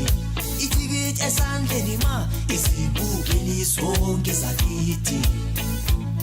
Wo namhlanje sizoqeda sonke isikhulumo. Wesibukeli sonke zakithi. Sibuzobani bengathi ibhola lethu. Lapha sihlangana khona bazokhala abantu. Sibuzobani bengathi ibhola lethu.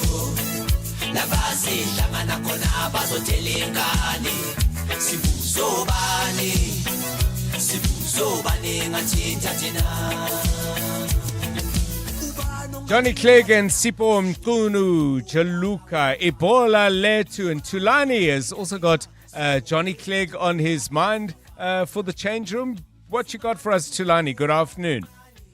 Hey, John, I've got Chuluka as well, but Impi, I think it's the name of the song, the one that goes Impi, Nancy Mpieza. Yes. I'm not sure if but John, I think the format and the players that we put on the pitch today are going to determine whether we win, draw, or lose. But I'm very confident. So when you say the format and the players who are selected, what for you? What will you be looking out for? Well, I think there's a lot of people that are saying we're not going to use the number 10, and I think we need to use a number 10. And if we do use a number 10, I think Mofokeng should be at number 10, and Tsepang Moremi be at number 11, and at number 7 maybe we put Apolis, obviously. And we strike the strike that we need to use is Ikram Reyners. And I think midfield should be Mokoena, Mbata, and Adams. And at the back, I think it's definitely confirmed. It's Mudau on the right, it's Oprimudiva on the left, it's TLB, and maybe Ocon as central defenders. Thanks so much. Tulani has his lineup. Hopefully he gets his wish. One more voice note. Good evening, Radio Landers. The song that will be the best for Bafana coming out of the dressing room. I'm not a good singer, and I don't know the lyrics, but it's Waka Waka. Waka Waka, eh, da-di-da-di-da. Here comes South Africa. That one will do the magic. Thank you.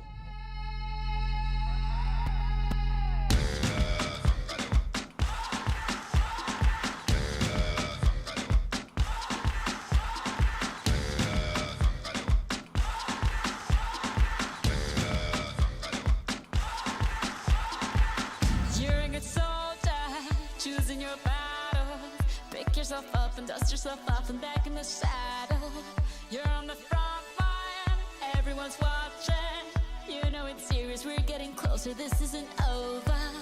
The pressure's on, you feel it, but you got it all, believe it. When you fall, get up, oh, and if you fall, get up, Memories of 2010. 1-1 draw wouldn't be bad, I tell you, if we're looking for those 4 points to get to the next group. This song featured very much on the opening day of that last World Cup. But tonight, it's a whole new game, it's a whole new team, and it's a whole new set of dreams. Tutu would have thrown in The Art of Noise featuring Mahlatini and the Mahutela Queens. Sorry, we don't have time to play that. Enjoy the game tonight. I'm filled with nerves, but I'm even filled much, much more with optimism. I think we can do it. From all of us, good night. 702 on 92.7 and 106 FM. Streaming on the Prime Media Plus app And on DSTV channel 856.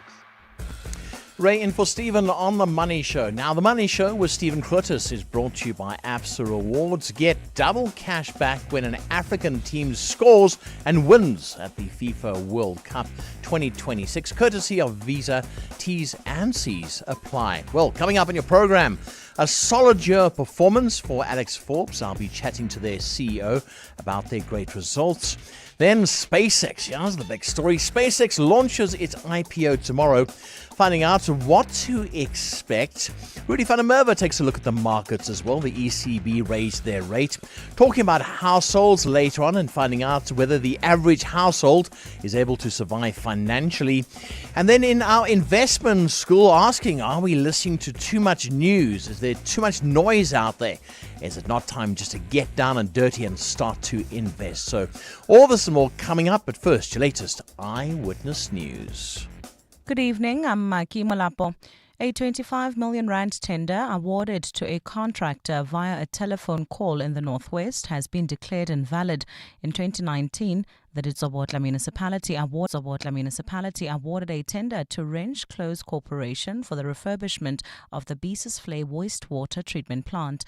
But the Auditor General raised red flags over the tender after finding out Wrench was not one of the companies that listed a bid for the contract. The AG referred the matter to the Special Investigating Unit, which found a municipal official called the owner of the company and requested a quotation.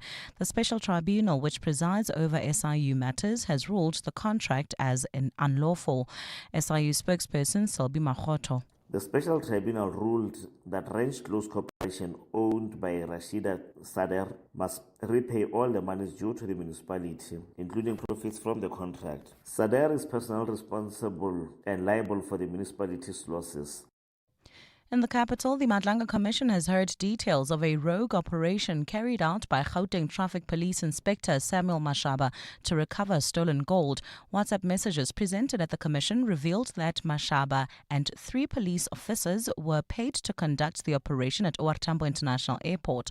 The payments were made by Dumelongu, whom Mashaba described as a businessman and informant who regularly gave him tip-offs. Mashaba's testimony today suggests he was paid to recover stolen gold and money at the airport on behalf of Nku's associates. Alpha Ramushana has more. Despite being a Gauteng traffic police officer, Chief Inspector Samuel Mashaba assembled a team of 3 SAPS officers to recover stolen gold. Evidence before the Madlanga Commission suggests the operation was not an official mission and was not authorized by either the police or the Gauteng Traffic Police. Commissioner C. Sibaloyi grilled Mashaba about the rogue mission at the OR Tambo International Airport, given that he's stationed in Vereeniging, which is nowhere near the airport. It's just wrong in every way you look at it, and it's liable to criminal prosecution. It's just plain criminal conduct. No comment, Commissioner. Mashaba was asked to explain the difference between the roles and responsibilities of a traffic officer and an SAPS cop. In response, he maintained that there was no difference, saying that both have the same boss, which is the state. The commissioners were taken aback by his answer, emphasizing that traffic officers and SAPS members have distinct mandates. Alpha Ramshwana, Eyewitness News, Pretoria. In the Western Cape, the Labour and Civic Organisation handed the Western Cape government 150 CVs of South Africans today who they want employed as inspectors to identify employed foreign nationals. The group has today marched to the provincial legislature in Wales Street. It's warned it will move to industrial areas on Monday to identify companies employing foreign nationals. Camry Clark has more. The Labour and Civic Organisation has identified the hospitality sector, including restaurants and petrol stations, as key employers of foreign nationals. It says inspections at the V&A waterfront and in Belhar have found businesses favouring foreigners over South Africans. Waterfront has got plus minus 7,000 employees. More than 5,000 of them are foreign nationals. The group Sapo Mailile says next week they will go to Epping to identify more businesses employing foreign nationals. LACO will be organising a mass mobilization to look for jobs in all these areas, exposing companies employing foreigners for cheap labour purposes. At the same time, jobless protesters are fed up and want the jobs they claim many foreign nationals have. The organisation wants the Western Cape government to respond to a memorandum by Monday. Camry Clark, Eyewitness News. In the East Rand, the Border Management Authority has intercepted 9 Bangladeshi nationals attempting to enter South Africa with fraudulent travel documents and visas at OR Tambo International Airport today. The travellers were stopped after officials detected irregularities in their documents. All 9 were carrying fraudulent South African visas purportedly issued by the South African High Commission in New Delhi in India. The 9 travellers were denied entry and arrangements were made for their return to Bangladesh. BMA spokesperson Of the 9 travelers, 3 females were traveling on ordinary Bangladeshi passports, while 6 males initially presented fraudulent Indian passports. Upon further questioning and verification, the 6 males subsequently produced their Bangladeshi passports. Investigations into the source of the fraudulent documents and possible links to international criminal networks are underway. And after a brief improvement in March, South Africa's factory output has dipped by 2.9% in April. Data released by Stats SA shows sectors like automotive and metals recorded the largest drops in production. April manufacturing numbers show some of the country's biggest manufacturers have reported the largest declines in production. This comes as the sector grapples with a drop in demand, rising production costs and increasing automation. Stats SA's Director of Industry, Nikolai Klaassen, highlights the biggest drags. 6 of the 10 manufacturing divisions recorded a negative month, with the iron and steel, non-ferrous metal products and machinery division the key drag on momentum. The division weakened by 6% year-on-year, subtracting 1.4 percentage points from overall growth. Other areas also came under pressure, particularly wood, paper, publishing and printing, which fell by 10%, along with a sharp 11% contraction in the automotive division. Gold's trading at $4,089.18 an ounce. The rand's at 16.50 to the dollar, at exactly 22 to the pound, at exactly 19 to the euro. Brent crude oil is at $93.60 a barrel. In your sport, Bafana set to open the FIFA 2026 World Cup with a clash against Mexico in a historic rematch. The Proteas women looking to Bafana for World Cup inspiration ahead of their T20 opener against Australia. And Patrick Mahomes to become the NFL's first $500 million player. A look at your weather. Clear skies in store for Gauteng tomorrow. Joburg will drop to overnight lows of 6 degrees and peak at highs of 21. Pretoria is at 7 and 22. Vereniging's at 5 and 23 degrees. A cloudy Friday for the mother city with morning showers and rain along with fresh westerly winds at a low of 13 and a high of 16 degrees. The top story in Eyewitness News this hour. A 25 million rand tender awarded to a contractor via a telephone call in the Northwest has been declared invalid. EWN, In Touch.